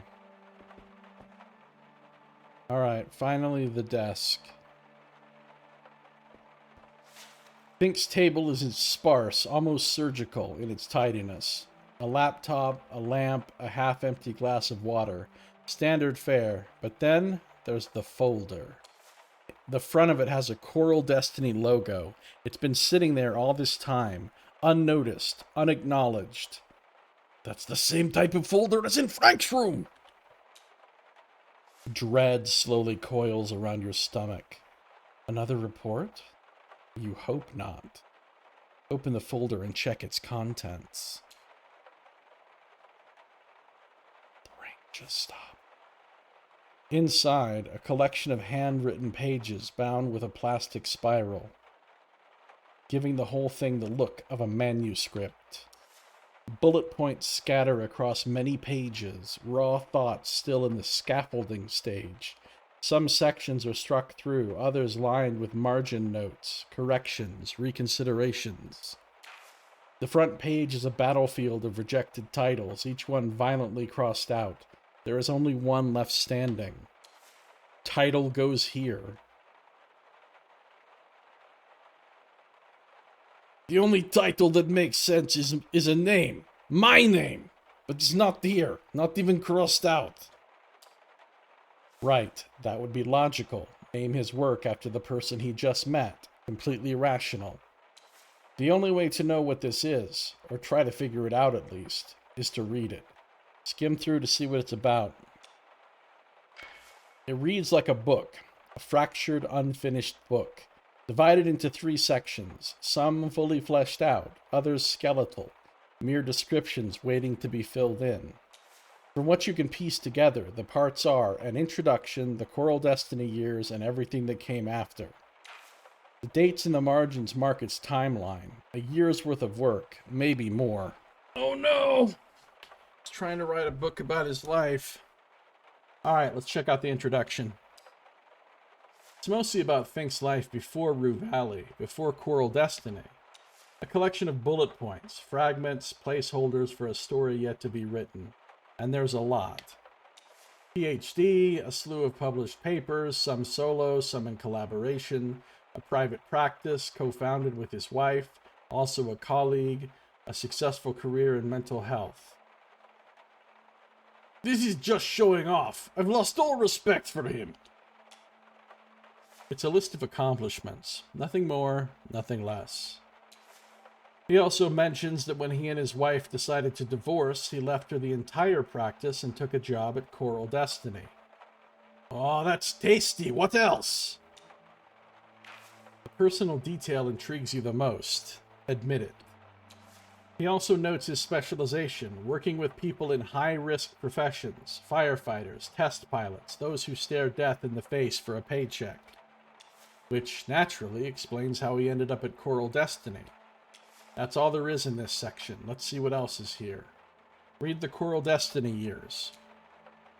This is where Fink details his time at Coral Destiny, his role, his work, the minds he was tasked with understanding and supporting.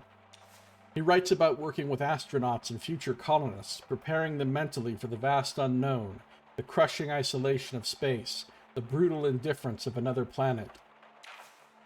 One case stands out. A particular astronaut who exhibited slight agoraphobia, an affliction that is not just inconvenient but outright lethal beyond Earth's atmosphere. He doesn't name her.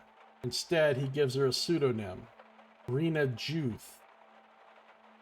A woman with a critical role, one of immense responsibility. Is he talking about Judy? Possibly, but it's unclear at this point. Fink writes about his process, how he assessed the severity of Rena's condition, determined whether she was fit for the mission. His final judgment? It wouldn't be an issue. She could go. Interesting. Why focus on this case? And then, at the end of this section, a confession, subdued but heavy. He was deeply affected when he heard that the astronaut he signed off on for a mission died in an accident in space. That's why. What if he misjudged me like he misjudged her? I may die. Oh, so now you do care about your life? That's new. One could almost call it progress. It's entirely possible he's writing about Judy.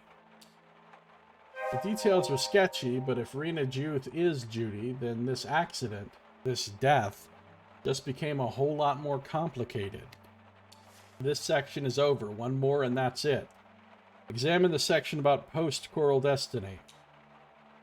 This part is the shortest, the messiest. Handwritten notes scrawled in the margins, entire paragraphs crossed out. Fink writes about life after Coral Destiny, what little of it there was. He describes an encounter that, according to him, happened by pure chance. A meeting with a man, the husband of the astronaut. A widower, devastated, holding on to the past with a white-knuckled grip. Fink felt obliged to help, not compelled, not driven, obliged. He refers to the man under a pseudonym, Ander Frost. That sounds eerily close to Frank's name.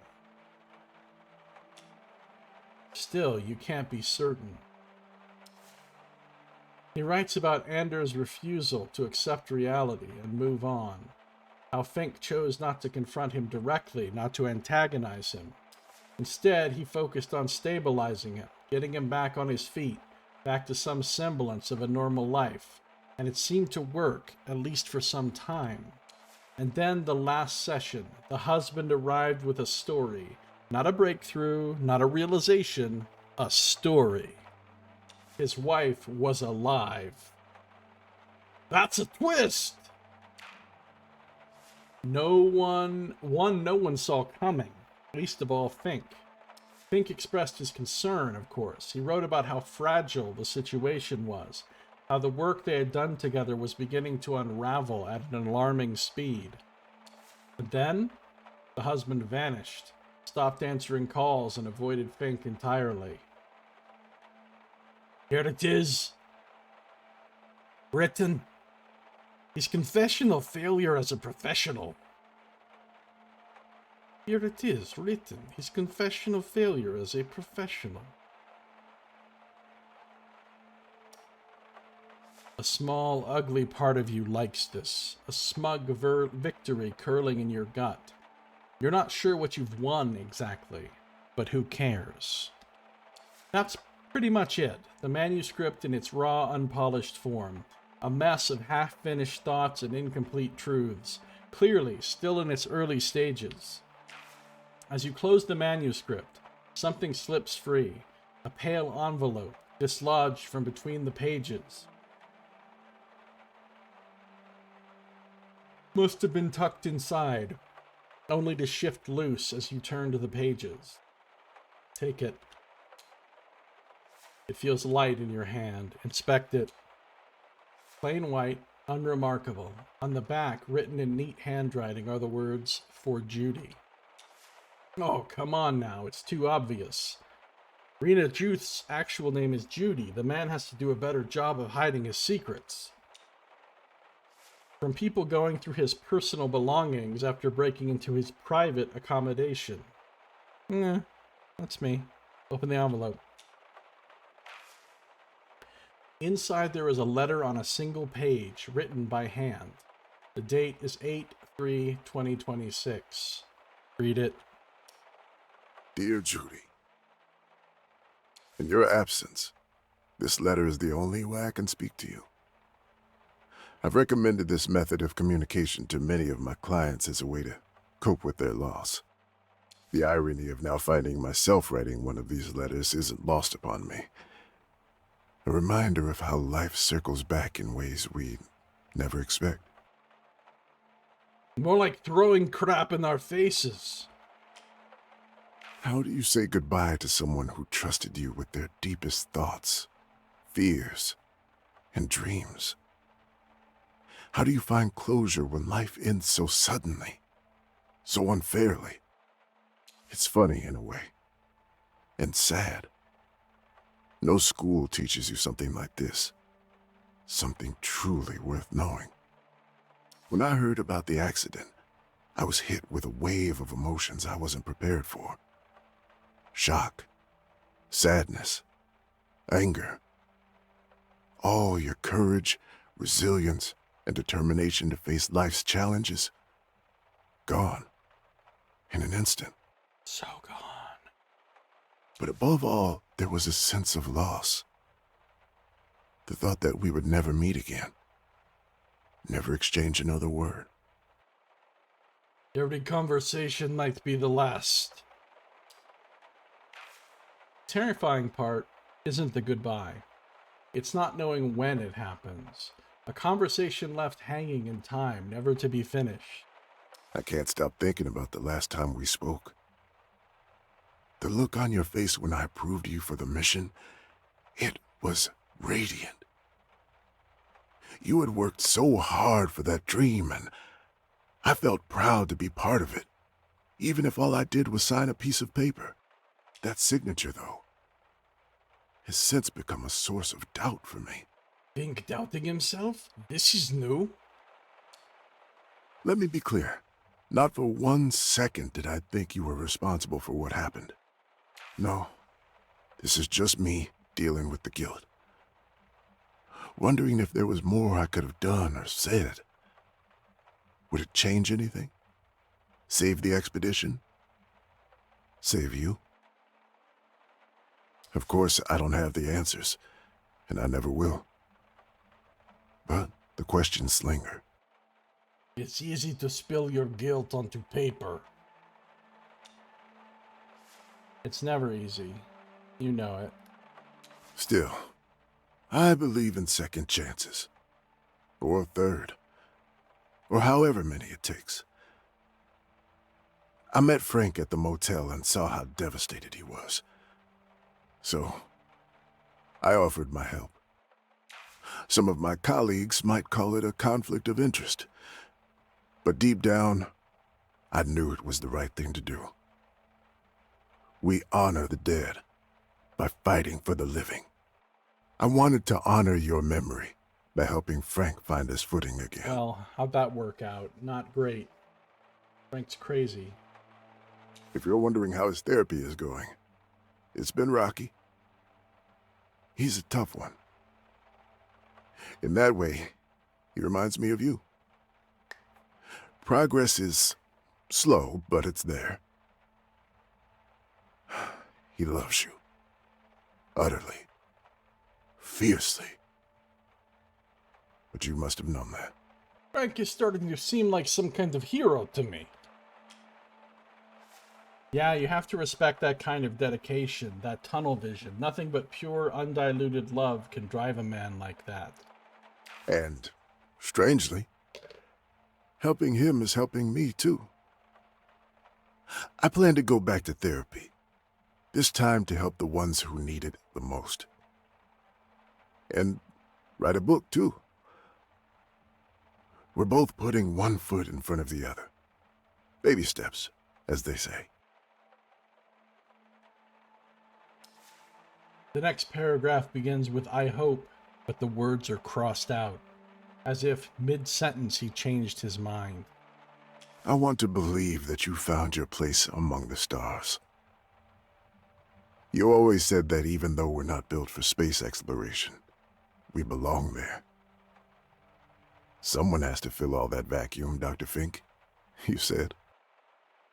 Well, now you're there. Where you belong. No, she belongs here with Frank. I'll look up at the sky tonight and raise a glass to you. To whatever comes next. Yours, Gideon Fink. Uh-oh, he's pissed. The sound jolts you back to the present. You lift your head from the letter only to meet Dr. Fink's gaze.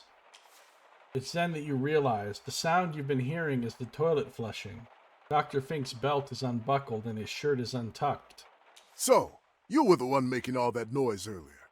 I thought I was hearing things. The anger on his face is unmistakable. His bushy eyebrows draw close to his eyes, tightening into a harsh line. Then his eyes land on the letter in your hand. That letter is private. You have no right to be holding it. Put it down now and get out of here. He stands there angry and frustrated, his belt unbuckled, his shoes missing, revealing a pair of ridiculous socks. Behind him, the sound of running water from the toilet fills the room. Eugene Harrow, meet Gideon Fink. Hug him! Fucking hug him! He's not going for it.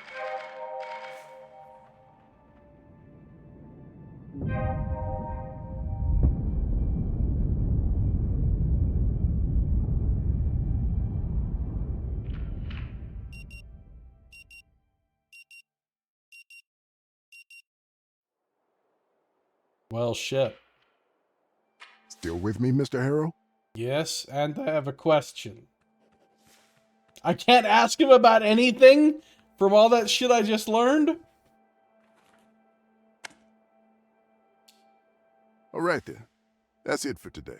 You should go and check in at the office. Your room is...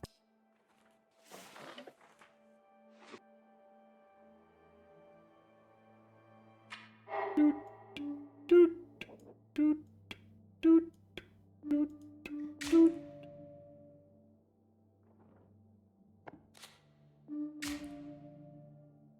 Reading Dr. Fink's letter to Judy dissolves the enigma. He is fragile, fallible, and unmistakably human.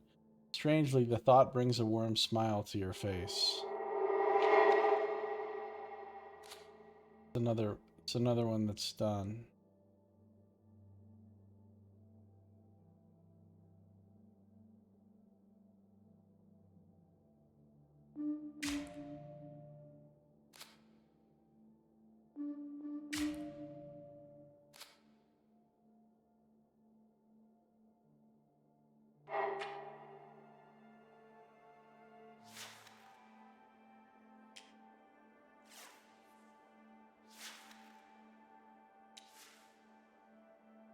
You have to wonder, what kind of a man would torture himself like this, forcing himself to see the love of his life every time he unlocks his phone?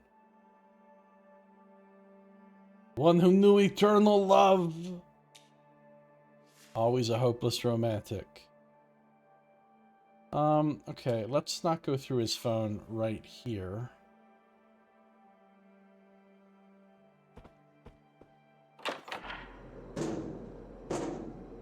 See if we can talk to Riley about anything. Maybe I can help. Sure. Wow. Okay, no, the answer is no. Maybe I can...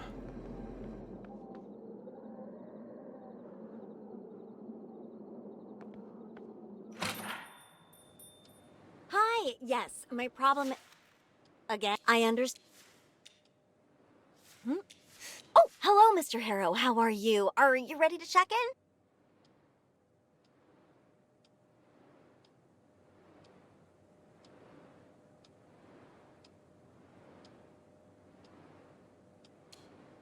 No. Alright. Well, there's Wi-Fi at the Max Gas. And I'm pretty sure I have the password for it. So... I'm still over-inspired. Way too much inspiration. Let's go back to the Max Gas. Clock really ticks him off.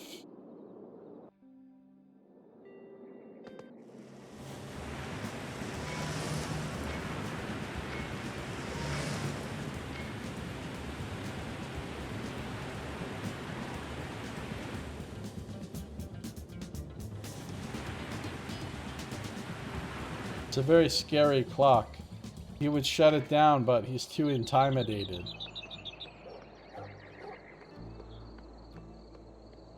Okay. Real quick, talk to Maxine, see if there's anything new, but I think now that we're here... Welcome to Max Gas. You need some help getting gas? Yeah, no, okay. I think now that we're here, we can, do the phone thing with his phone.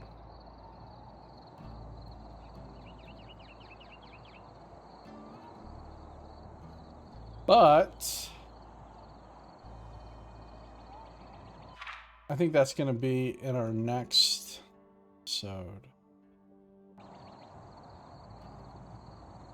Because